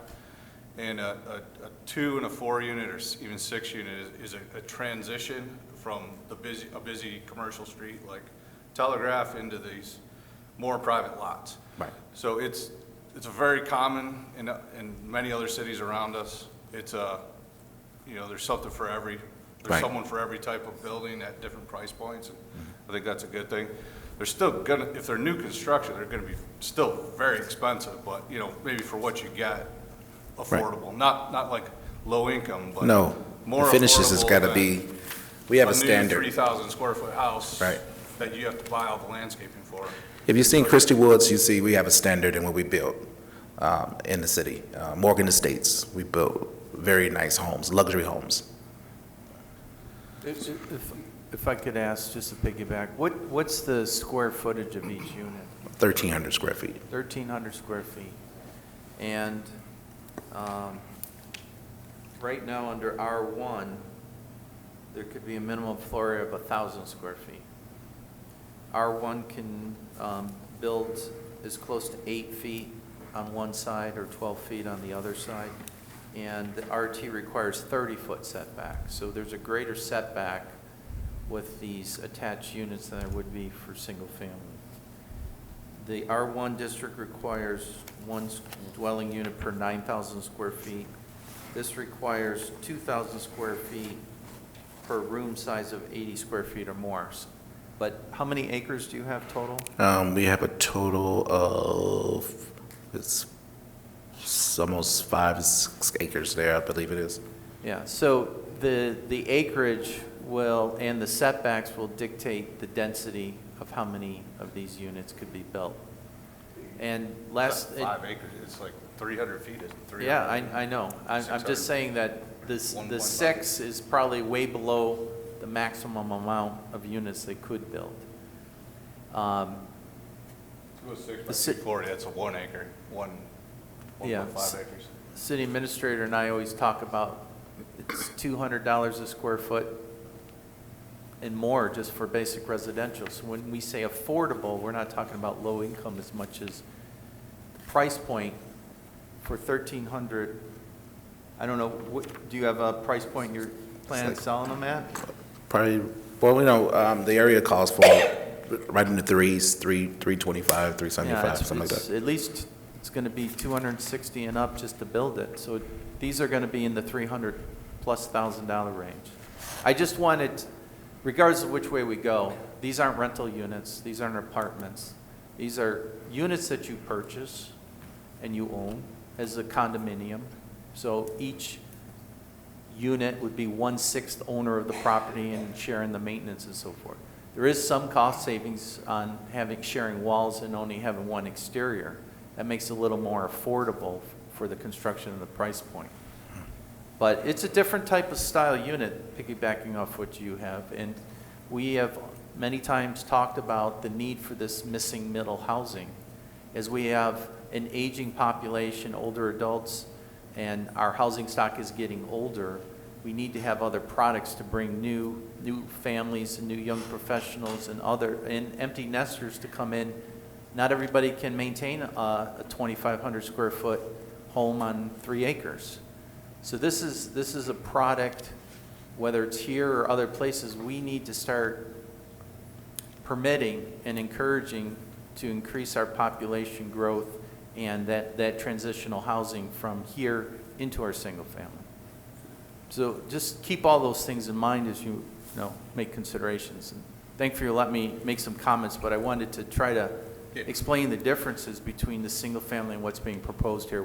We're talking about, I mean, in theory, there's a way to probably lay this out where you could get 6 single family units on here and still comply with the 9,000 square foot unit. This is just a different style. The density is probably no greater than what could be built. Yes, I agree. That's kind of where I was going. It's a new concept in Southfield, but it's a necessary concept. So I'm in favor of the rezoning. My comments are more aesthetic, and you're not presenting your final design here tonight. Right. It needs to be broken down to a small scale visually because, it needs to match the houses surrounding it right now. So when done right, townhouses can look like a single-family house. They'll have some ins and outs. You have attached garages, recessed entrances. You can, with the roof lines, get the tall part back away from the street. It looks like you're 1.5 story. It's not a full 2-story house. to get at that 1,300 square foot size, that's comparable, I imagine, to. And we can many play with the houses. gables as well. We can bump the Yeah, gables out. exactly. So it's, you know, it's always great to have a vacant lot that you don't have to pay for, that you to get to look out on. Right. But, you know, in reality, something's gonna happen there. Right. Because it's your right as a property owner to build what's allowed. This is a slightly different version of what's allowed, and that's why we're here having this conversation. So I'm in favor of the rezoning. I don't think you have your final plan ahead of us No, today. not today. And you have to come back and talk to us again, and all your neighbors can speak for you or against you on that one too. You know, and it's not just, you're not approved. So there's a process to this, and you're among the first that we've seen on this commission of this type of housing. So it's new to everybody or different, and I don't think that's a bad thing. I think we need more of this on here. So I'm in favor of the rezoning today. I'm not necessarily in favor of your preliminary designs that you're showing here. The 1,300 square foot size sounds great. The 2-car attached garage, places for guests to park so they're not blocking a tight street. Those are all good site planning things that you have potential for on this. So, this is step one. I'm in favor of the rezoning, and the rest is, you know, in the future, I guess, where we're at. Anybody else? Commissioner Martin? No? I just want to say is that we've looked at some other areas where we've put this type of housing at. We did some for Habitat for Humanity. We've done 2 or 3 different sites like that. So, you know, it's something new. It's coming to Southfield, and I think it's something that we need. Thank you. Thank you. I have no questions or comments. No further questions. Thank you. Planning Crowe, do you have a recommendation?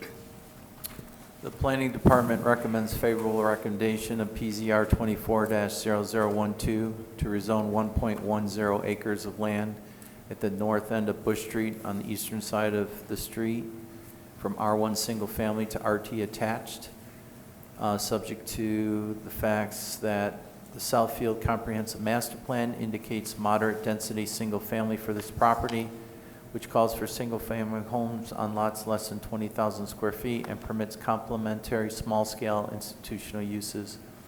The proposed rezoning to RT attached single-family would allow for infill of 6 attached housing units. The additional uses permitted by the rezoning would be compatible with the existing mix of uses in the area. Again, this is only recommendation on the rezoning itself. It's not approving the site plan. It's not approving 6 units.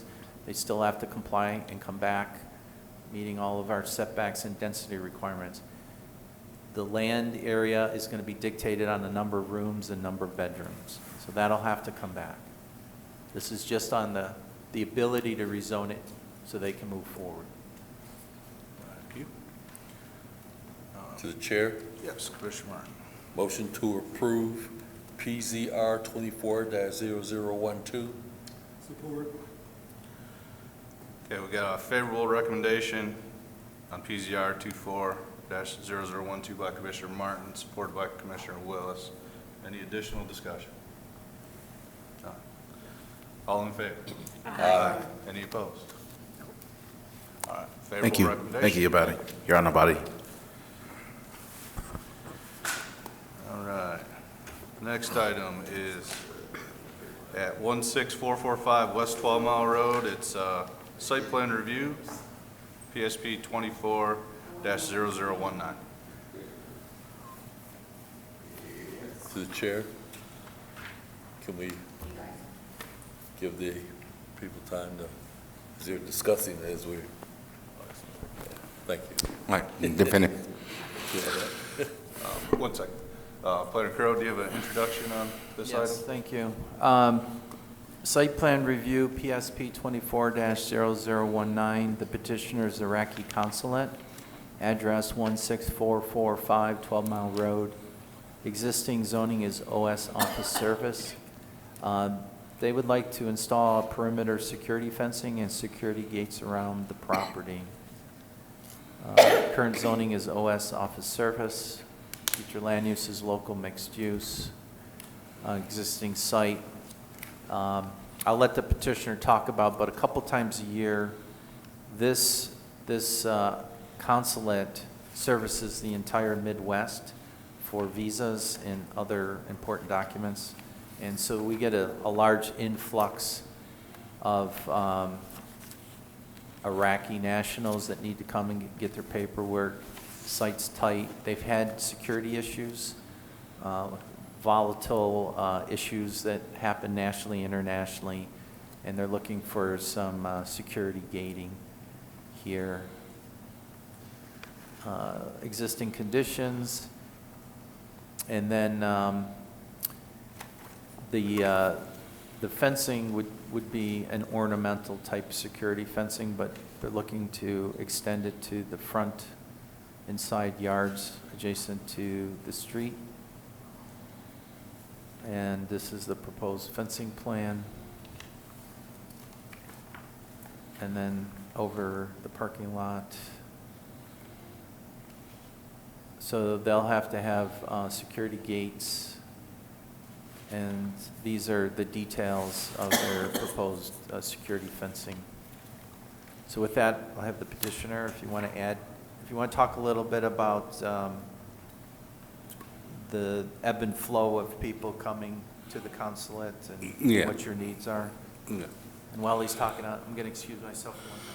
And can you start with just your name and address? For the My name is Bahjad from Iraqi Consulate, 16445 W12 mile route. I come about to make some noise. We receive it from the consulate planning department. Also, we suggest to make this gate. The main gate is to enter to the building from the north, and exit from this gate for, about this car, also go from the west side. Also, we make this for security about in only two sides, from north and west, about that. Because actually we have security fence from this another side, actually night. I look about you if you can to get this approval to make and to process this fence and fix it. And the fences will remain open during business hours? It's just when the building Yes, is less yes. occupied? Yes, we make this program in the daily work is open. After the 3 p.m., we can control it by the guides inside the building. Also, if it's any emergency time, you can open and close it. All the gates. And then Planner Crowe was mentioning the busy times of the year. Could you just remind us when you have the large influx of customers? Yes.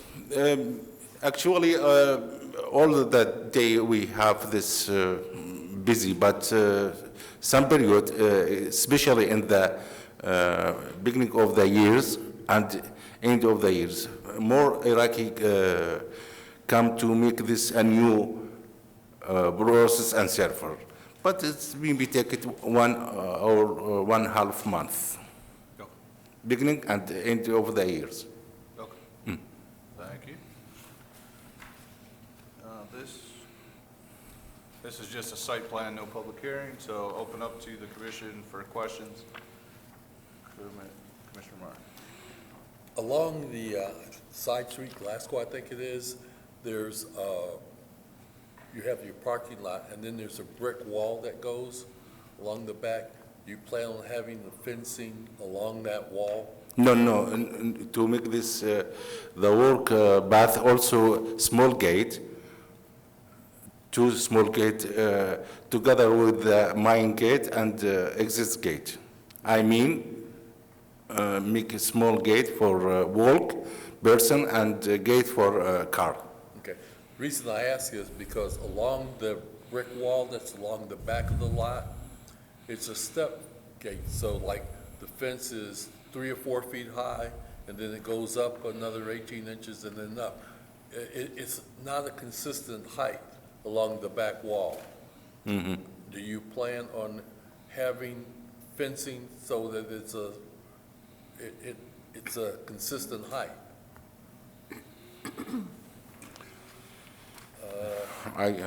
Can you, can you show slide 40, I think it is?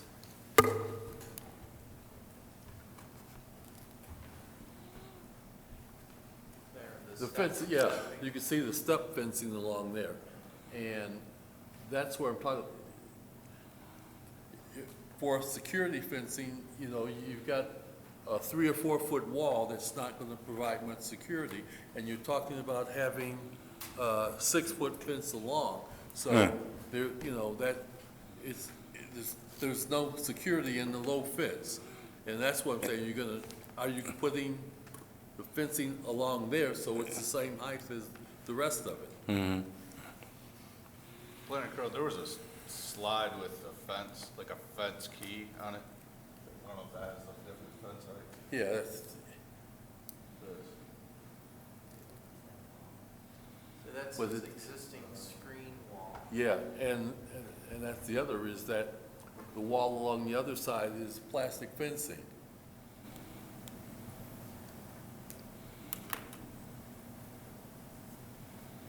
Where you have the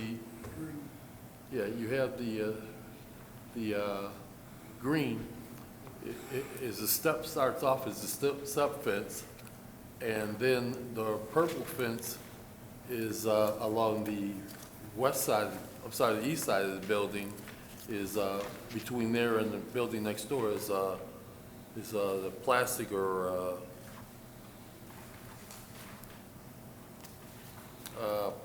plastic type fencing. And I'm wondering, are you putting the metal security fencing around the entire area? Are you putting the fencing? Metal like this security fence in the west of the building, same the neighbor security fence, same, but the gate is different. Yeah, but It doesn't appear that they're Just on the two proposing streets. any additional fencing on the existing wall Okay. or screening fence. It's just on the north and the west West. property line. Okay. And my thing about that is if you're putting it for security purposes, you need to be consistent in the fence heights around the perimeter. That's all.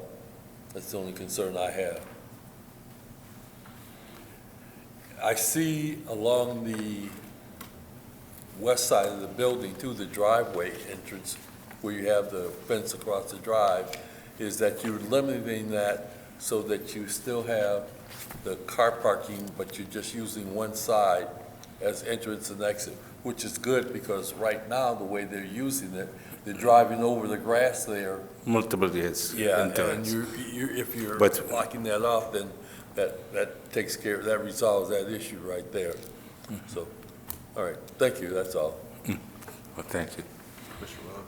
This is a security fence, and these proposed security fence. The person that was here last time was not able to tell me the reason for security. Had you had incidences in the past? Was there any breach of security that you had in the last few years? Actually, I heard from the person from the this consulate because I'm come very early to the Detroit. Some person enter in the night homeless, and also in the 2019 years, some person tried to firing the building from the Iraqi Commission. Also, we see to make this fence to make more security because, the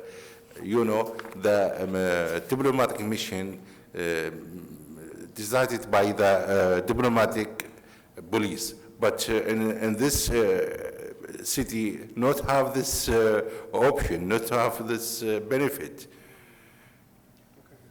Through the chair, they have had a number of incidences of vandalism, disruption to their flag and consulate, and other issues here. They have had numerous, over the years, people doing things that they want to protect. Yeah, and is there anything, I'm going to assume you've had discussions with Southfield Police that would not be able to prevent those kinds of issues? I not have idea. Maybe I ask my boss about this. If he asked it from to dedicate the patrol from the diplomatic police or another idea. Maybe I make this note in email for your planning, your question. But actually, maybe not dedicated the patrol police, diplomatic police for this building. I think my concern is this is a security fence, and I wanted to make sure that there was if this was the solution to whatever issues that they have. I appreciate for you. It'll help address some of the issues that they have. We have raised the issue about putting additional security fencing on that wall and so forth. This is what they're asking for. They have been in contact with their police department. I've met with the consulate general, the mayor's office. This has been an ongoing issue for several years. And we understand their need for security. We also want it to look nice. And I think they've picked a fence that's both ornamental looking and secure. That's really the bottom line on this, issue is there's a need, and that's why they're here. Okay, I'm good, thank you. Thank you. Commissioner Gruber? I don't have any questions, and I get that we live in a world where we have to protect the people, all people, so. Thank you. I understand.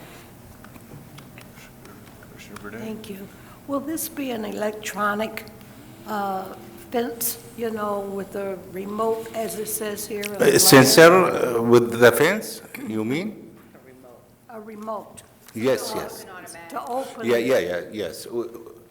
We make this control, a remote control, but we programming this gate, and the daily work is open, still open.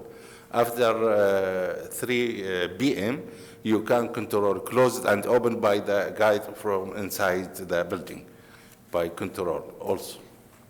Yeah. As you said, security is necessary these times. So I have no further questions. Thank you. Thank you. So, I'm fine with the fence, the gates, everything. My only question is procedurally, they're calling for an existing concrete wall to remain, which we pointed out is short and not secure. If they go make that taller, do they have to come back, or can we? I think we could do that administratively. Okay. And if you recall, the reason it's stepped down is because there's a single family located to the south, and they need corner clearance if they're driving in and out of their driveway. So They have had situations in the past where people coming to the consulate have blocked driveways and so forth. If they need to add some additional security fencing, I have administrative approval for security fencing up to a certain height, or we'd have to come back, but we'll get that worked out. So I you think could the areas that they're fencing is completely open right now. Right. Okay. Well. Any further discussion? Do the planning department have a recommendation?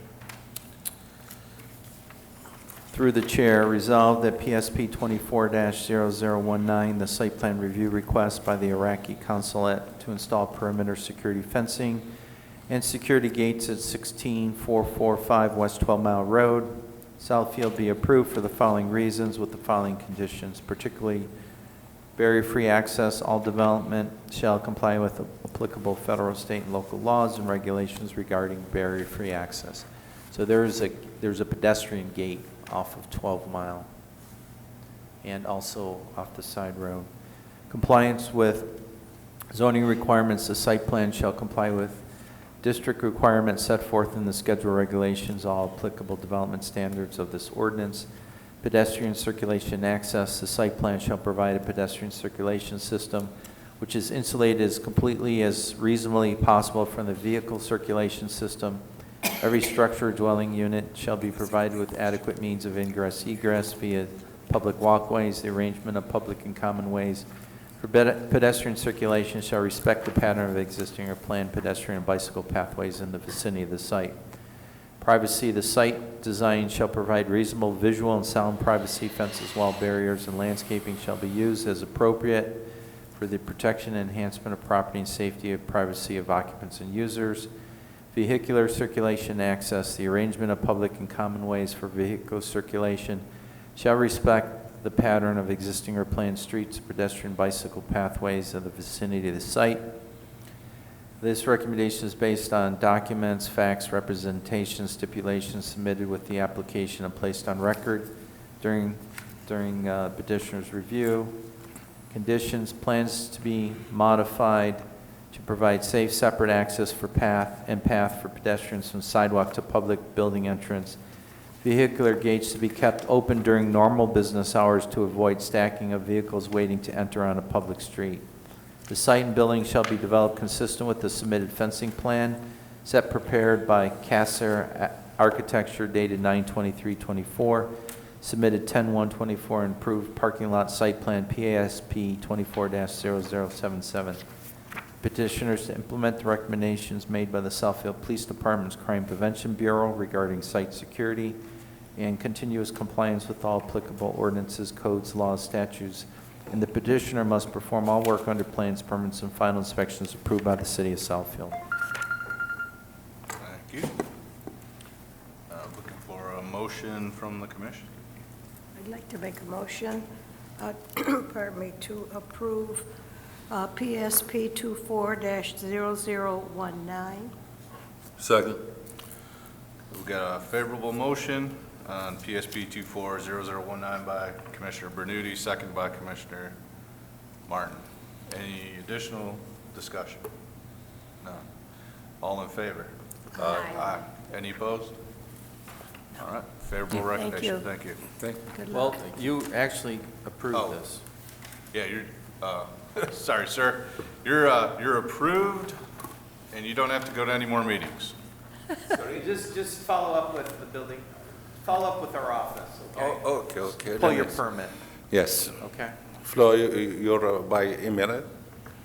You can apply for your permit now. Apply for building permit, yeah, your planning's all approved. Thank you. I know we're still getting used to Yeah. having final site plan. There's an end, there's an end. The project's good. Next item is 29777 Telegraph Road, an amendment to PZR ODD 24-0003.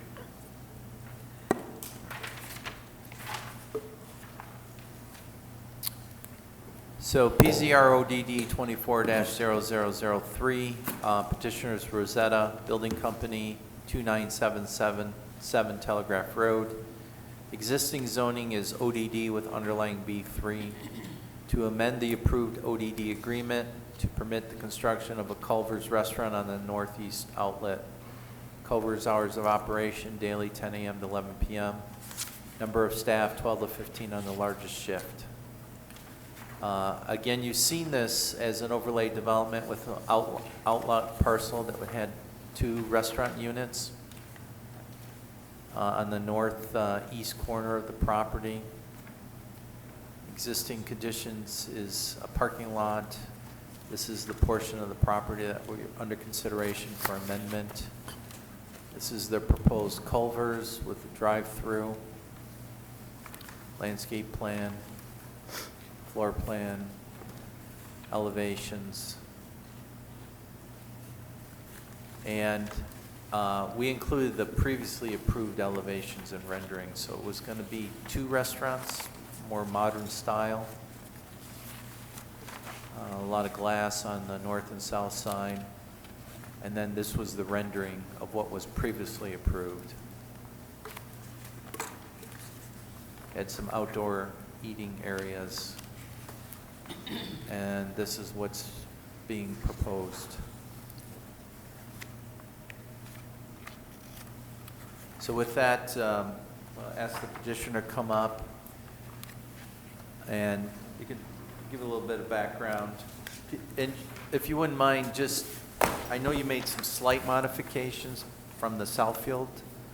Correct. So Yes. if you can go through those as well. Yep, Andrew Zelke, 4564 Oakhurst Ridge Road, Clarkston, Michigan, 48348.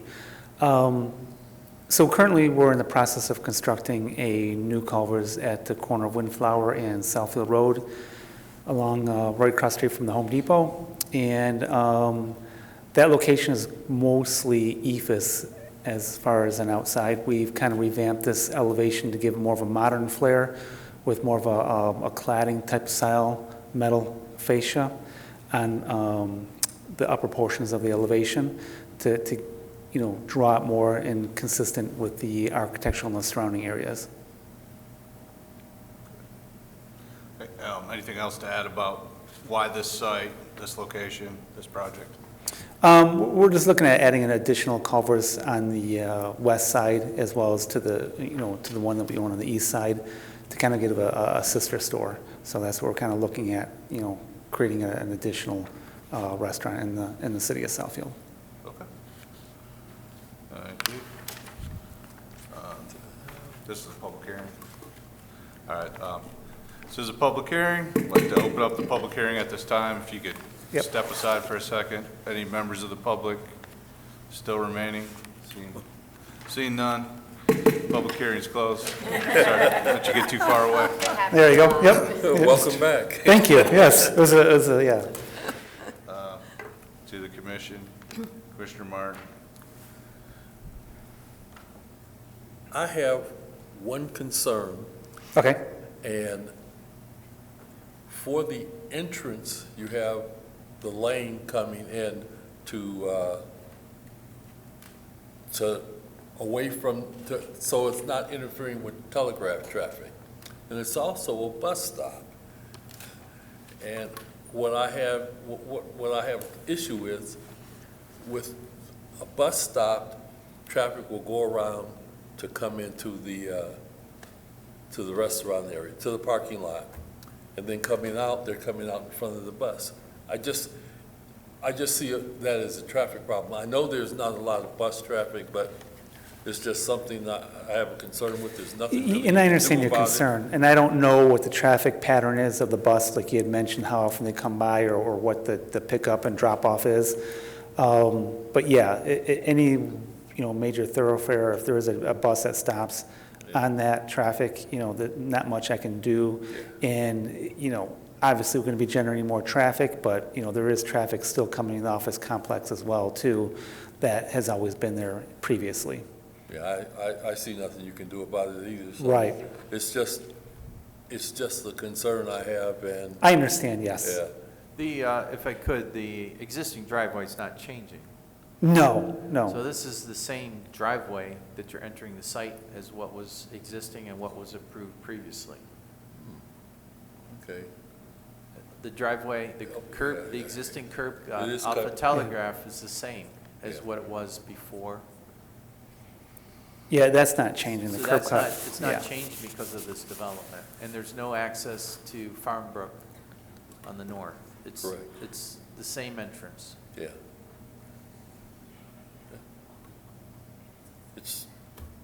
I agree. I mean, you know, as I say, it's just, I know there's nothing that can be done about it. It's just a concern I have, and it's a concern that will continue, but you Right. know, it has nothing to do with what's going on.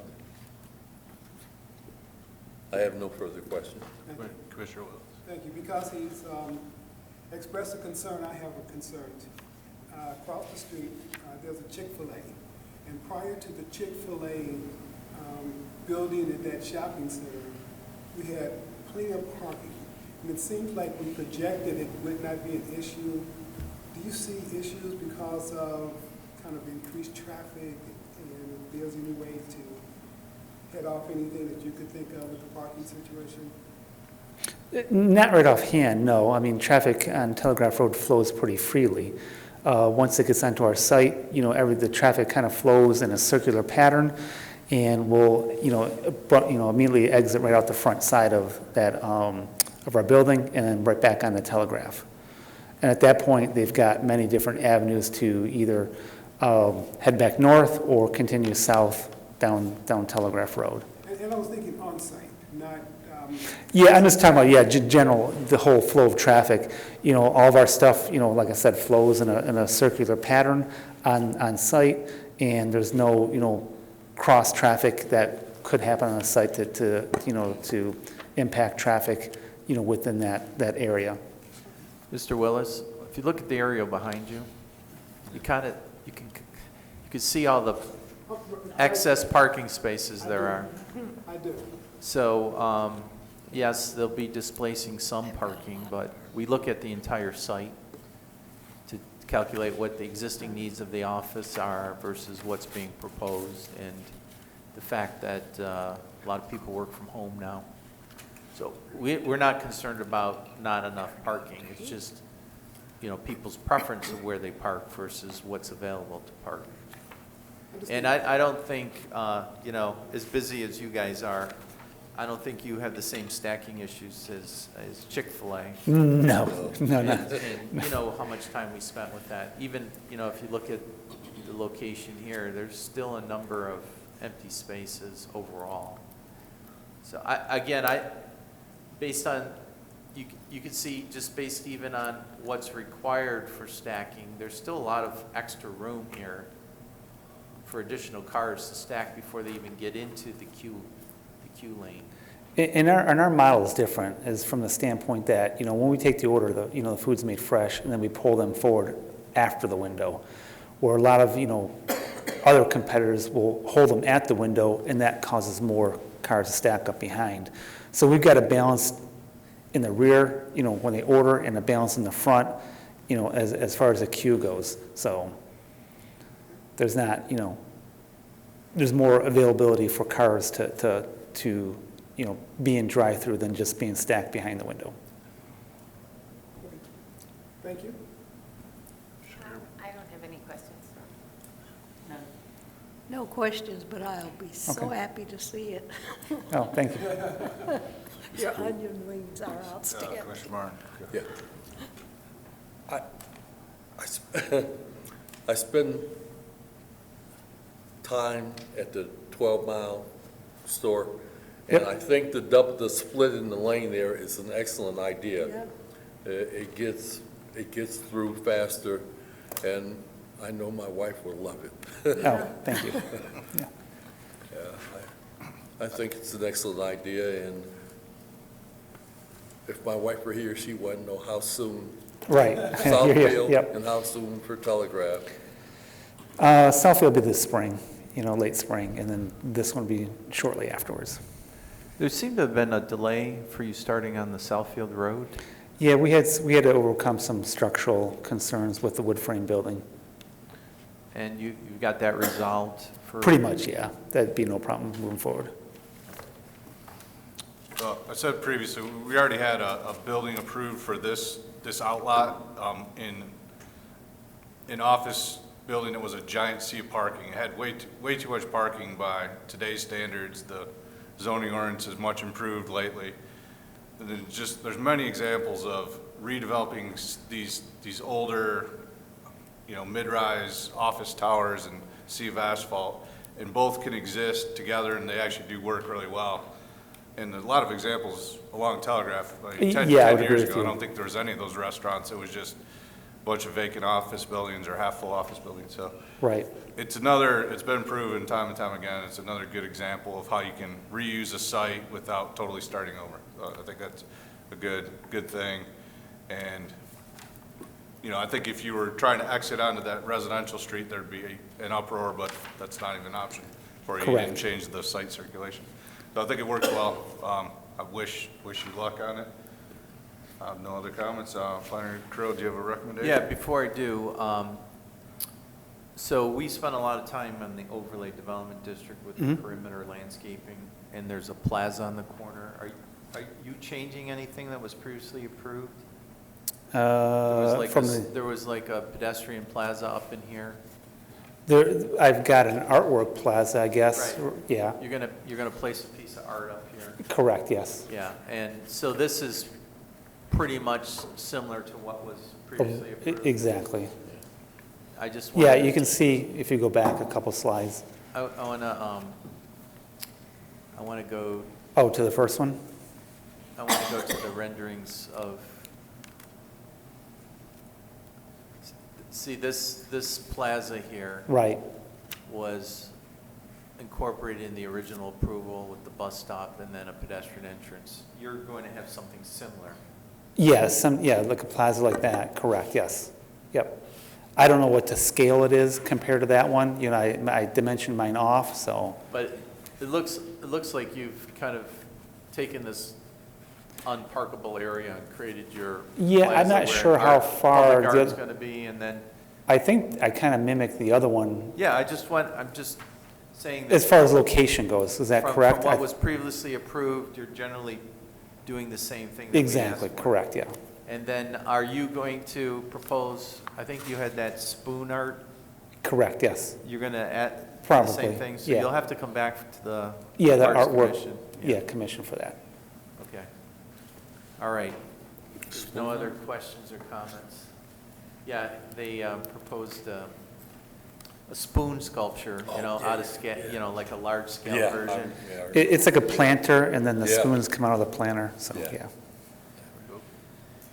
Okay, through the chair, the planning department recommends favorable recommendation of PZR ODD 24-003 to amend the approved ODD rezoning for 29777 Telegraph Onyx Overlay Development District, PZR ODD 24-001, to update the master development plan to permit the development of the northeastern outlot for a Culver's Restaurant for the following reasons. Proposal will be consistent with the surrounding zoning classification as in accordance with the Southfield Comprehensive Master Plan, which designates this parcel for regional mixed use as part of the Northwestern Highway Corridor, which is qualifying sub-area allowing for ODD rezoning. It's Telegraph Road, but the proposal utilizing the ODD district provisions with underlying B3 general business zoning will allow the petitioner to develop the property land use compatible with the budding existing developments and will allow for development flexibility in the ODD development. Agreement, the proposed amendment will not have adverse effects upon any of the adjoining zoning or land uses. The Culver's Restaurant outlot, building and site improvements shall be constructed in accordance with the submitted plans prepared by Triumph Engineering and Design dated 10/31/24, and Culver's Franchising System LLC submitted 10/31/24 dated 1/11/1/24. The property owner and petitioner are to work with the planning department and city attorney to finalize the ODD agreement, incorporating the terms of the original PZR ODD 24-0001, updated with the specific in terms of amendment number 1, PZR ODD-0003. Thank you. Can I ask for a question? Sure. In the item 4, the first item 4, you had the date is 11/1/24 rather than the 1/1/24? Well, I'm assuming that was a typo. Yeah, that's what I, So I corrected it yeah, in the record by saying 11/1/24. yeah. I just wanted to make sure that, Yeah. I was going to correct mine, but I wanted to make sure I had the And right. there was an editing issue referring to the Northwestern Highway Corridor, which I corrected to say Telegraph. Yeah, okay. Okay. Motion to approve PZRODD 24-0003. Support. We got a favorable motion by Commissioner Martin, supported by Commissioner Willis. Any further discussion? All in favor? Aye. Any opposed? So it'll be December 9th, study session with the council, and then December 16th, you'll get your final Okay. recommendation approval. All right, thank you. All right, thank you. Thank you. Thank you. Thank you. Next item is at 21030 Indian Street. It's an amendment, or request to amend PZRRU DD 24-0002. Through the chair, PZRODD 24-0003, John Grace Arms, LDH LLC, located at 21030 Indian Street. Existing zoning is residential unit development district with underlying R1 zoning. They need to amend the original agreement. This would be amended number 1. City to retain ownership of the park area as a separate parcel, approximately 0.61 acres located on the south piece of the parcel. Reconfigure the park area to provide tot lot along Indian Street and walking path around naturalized stormwater rain garden area. Land bank 17 parking spaces along the park side of the housing project. Reconfigure courtyard of new building to include a rain garden and a dog run. Revision to building increasing rear setback from 42.7 to 47.1. Revise elevations on the new building to increase energy efficiency. And because the park is being carved out as a separate parcel, it changed the southern dimensional requirements and setbacks. It's another reason that triggered the overall size, and some of the dimensional requirements changed from the original that were considered a major amendment. That's why it's coming back. Existing site aerial, the existing school. This is looking from Indian Street. And then this was a previously approved plan. And then previously landscape plan. And this is what's being proposed. And then these are side by side, showing the window dimensions being changed because of energy efficiency requirements due to some of the funding and the removal of the balconies.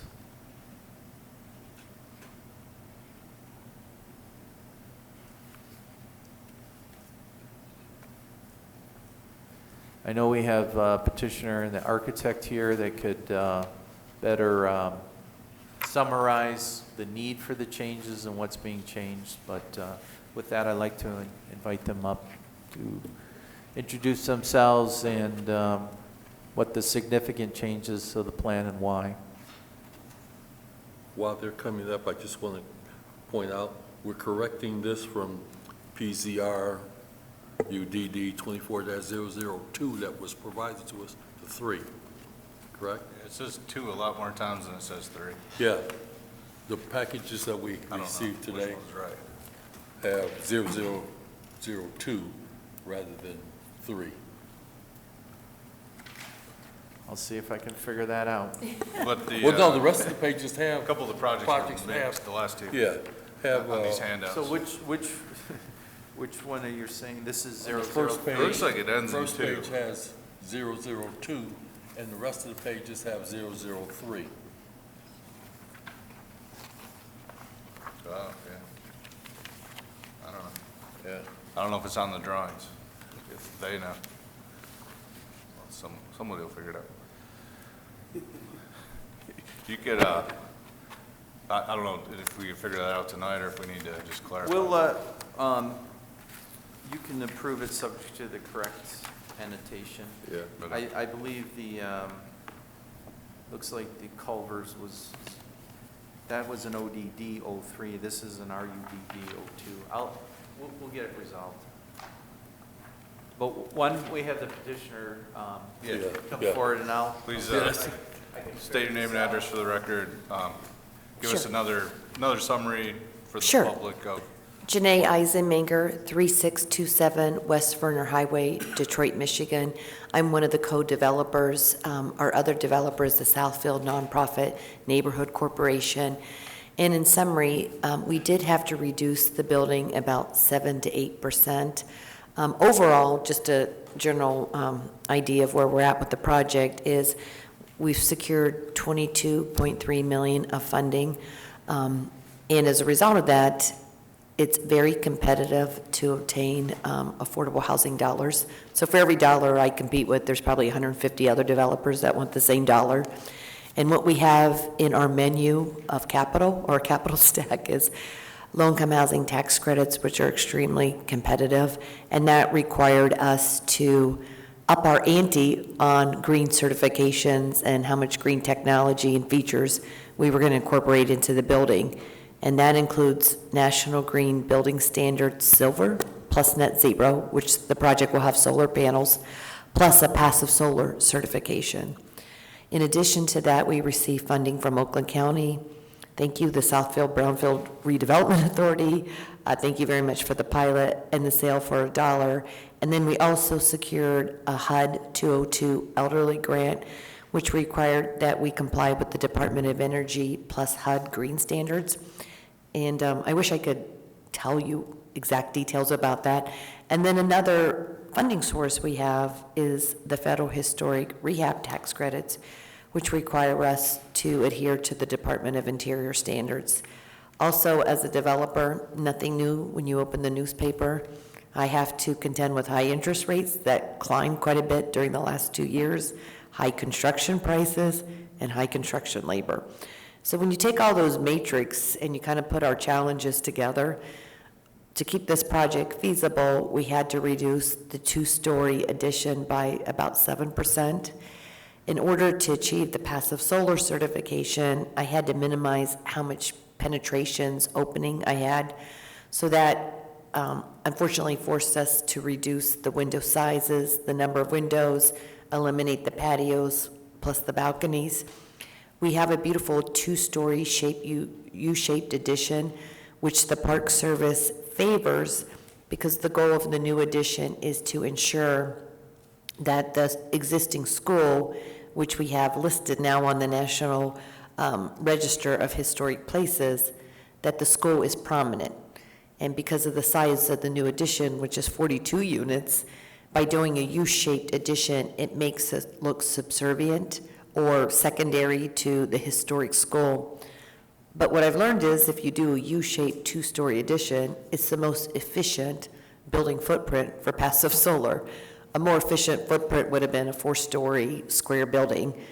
But the Park Service says that in order for the school to be prominent, which is 2 stories, you can't do a 4-story building that would tower your historic school. So this has been a fast-paced learning curve during this project, but it's a project that's, I think, will achieve not only solving 60 units for seniors that face housing insecurity, but adheres to the 2016 Southfield Sustainability Plan. And then as a result of us doing all the green features, we anticipate saving about 25 to 30% in utility cost, and we want to use those dollars to hire a part-time to full-time resident service coordinator to be on site every day, along with the full-time property manager and full-time maintenance supervisor. So learning all these green have also benefited our project tremendously and our development team. And then, as we discussed last time I was here, the goal was always to keep the playground portion of the school available to the residents and to the community.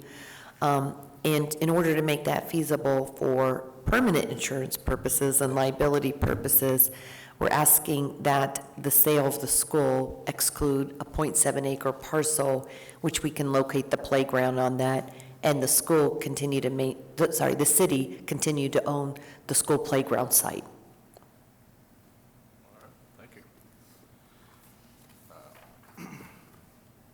This is a public hearing. We're going to open up the public hearing at this time. don't go too far.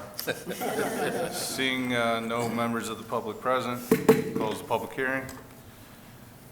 Open up to the commission for comments and questions. Commissioner Martin. No comments or questions at this time. Thank you. No questions, thank you. No questions? No, excellent presentation. Oh, thank you. Thank you for telling the public that it's not easy to develop and design and fund buildings. You know, And it's not fast either. It was easier 4 years ago, I have to say. It's less hard now. And, you know, I really appreciate the city's support and patience on this project. So thank you very much for, you know, the pilot, the sale of the property, the brownfield plan, and appreciate coming here and being able to talk through why the project needs an amendment. And we will continue to fundraise when we close on the project, hopefully next spring, to keep further enhancing it. But for feasibility purposes, you know, and then not only are you granted funding, but there's a timeline that you have to close. So we are racing very fast for that timeline, not to lose any of these valuable resources we've been able to secure so far. So I appreciate that. And I do want to add one more comment that's very important to me. I really appreciate your planning department. One important element that they brought to this project was the community revitalization plan for John Grace Arms. And having that plan in place not only gave us additional points when we submitted to the State Housing Authority, but we were one of 25 organizations that received a HUD 202 grant. And that program was literally shut down for about 16 years. It opened up in 2022. It hasn't opened up. And one of the key elements of that project was having the John Grace Arm Community Revitalization Plan. And when your planning department prepared that for us so we could submit, they did it in warp speed, but it's all encompassing and it's very thorough. And it's a plan that doesn't always just talk about the physical building, but talks about the need for us to do wraparound services. So we have a lot of social programming, economic program in that building, and the former gymnasium is available to residents of the community who want to, you know, take part in that type of programming that we're offering. So I do want to mention that I don't always get that from any planning department to really look at a neighborhood all encompassing and understand their role to attract investment to your community. Awesome, good, great to hear. One question. Do you have an anticipated start and finish date? My goal is to try to close March of 2025. Once we get this zoning amendment approved by City Council, then we'll be able to, we have to submit to HUD. Although we have a grant award letter, our next step to HUD is about a 60 exhibit that gets submitted, which is full architectural, an amendment letter for the zoning, the RUDD, and then it takes them about 60 days and they issue what's called a final loan commitment letter, and then we'll be able to close. We've been able to secure our tax credit equity letter of intent. Freddie Mac is a part of the construction piece, and then Huntington Bank, which is, you know, locally in the city of Southfield, will be our permanent lender on the project. So I have all those letters of intents in place. And matter of fact, this is our last piece to really secure our funding, which is, you know, an amendment to our RUDD.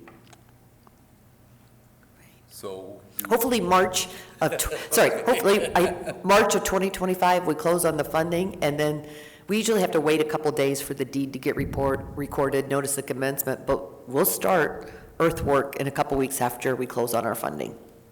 and the year construction? 16-month timeline is what I'm estimating. That school's been added on 5 different times. And we recently had to patch the roof recently, so it'll be a very tricky selected demo, lead, asbestos remediation.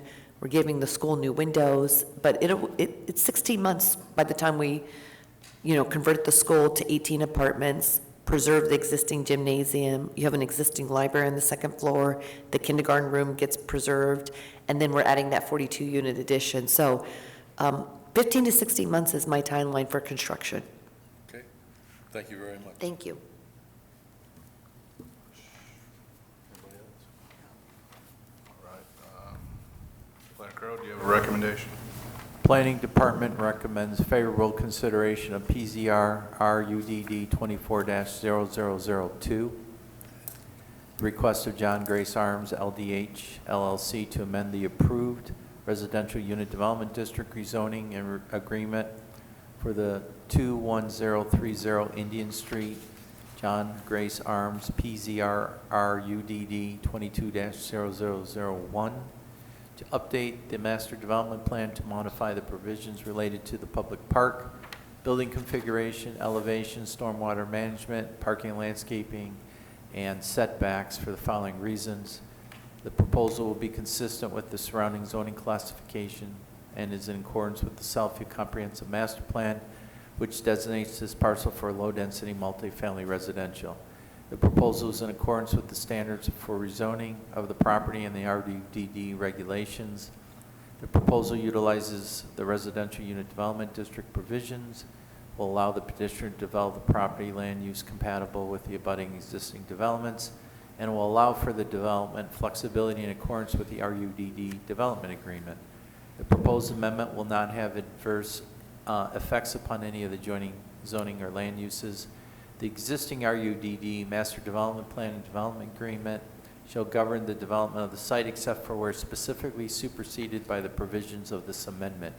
The property owner and the petitioner are to work with the Planning Department and City Attorney to finalize the RUDD Development Agreement amendment. Do we have a motion? To the chair, Commissioner Martin. recommend favorable approval of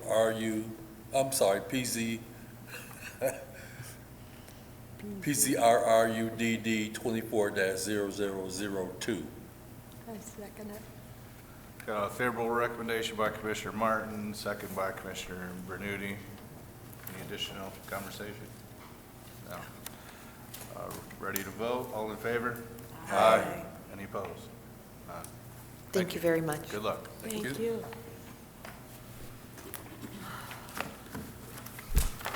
are my boys. Meeting minutes, October 9th and October 23rd. To the chair, Yes. motion to approve the October 9th Planning Commission study meeting and motion to approve the October 23rd Planning Commission regular meeting draft minutes, approve as provided, knowing that we had some technical difficulties with the October 23rd minutes. Got a favorable recommendation to approve the minutes by Commissioner Martin, supported by Commissioner Willis. Any further discussion on the minutes? No. Prepared to vote? All in favor? Aye. Any opposed? None. All right, minutes pass. Public comment section of the meeting. See no public present. Open to close that. Council items update.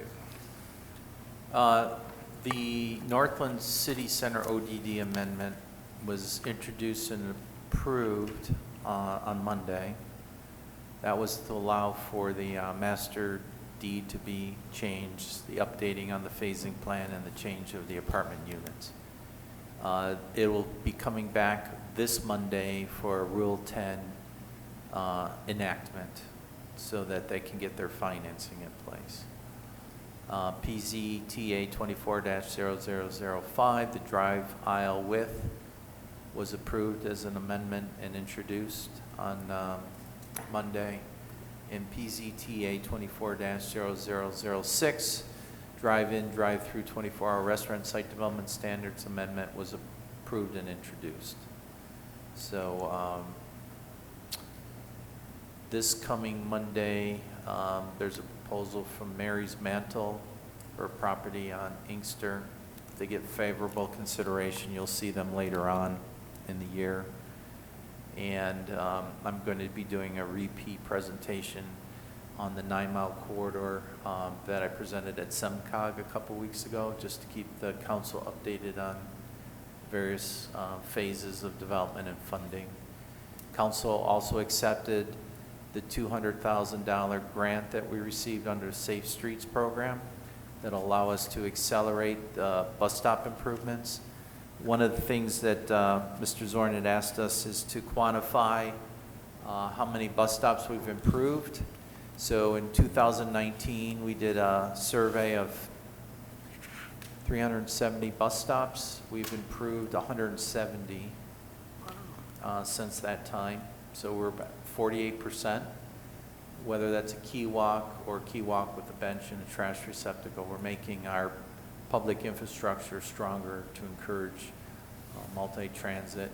We also got approved to apply for preliminary engineering funding for the bridge crossing of M10 and M39 at 9 Mile. So those were 2 grants that got authorized, one for submittal and one to accept the funding.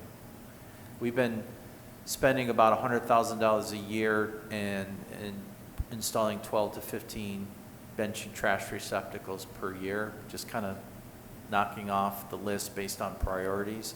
This will allow us to accelerate our program by 2 full years. So we'll be bidding out $300,000 worth of pedestrian improvements with the award of this grant. Can I ask a question? Can you give us any update on the Triumph Church on 12 Mile?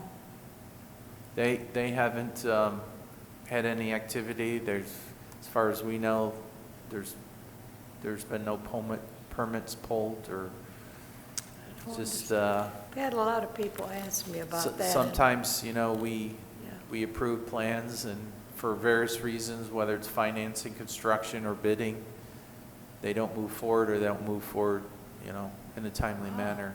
Doesn't make sense.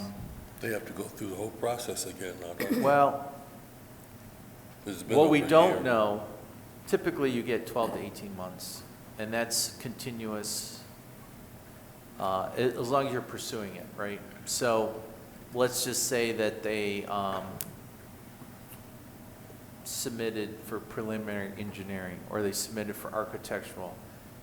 If those are under review and they get sent out to a structural engineer, and it takes time, that's still pursuing. Yeah. So it's 12 months from when no activity happens, and then they can always come back and ask for an extension. So it always gets into, we don't follow as closely once we pass the baton until usually site inspection or if they're running slow. But I don't know enough to know if they've been pursuing permits, but a lot of times that's one of the reasons is they're being delayed because of comments from our building department and then structural changes and so forth. Some of this we farm out and it takes time just based on the volume. I'll see if I can find out anything. Oh, thank you. Okay. Miscellaneous, looks like we have 2 meetings in December. Yes, that's correct, December 4th and December 18th. All right. So everyone, happy Thanksgiving. Thank you, same to you. We'll see Thank each you. other Same to after you. the holidays. Those pictures were beautiful. And it was amazing to see the paper put out that Kroger's gas station died, rejected. That's all for my very full of notes agenda. Meeting adjourned first. Thank you.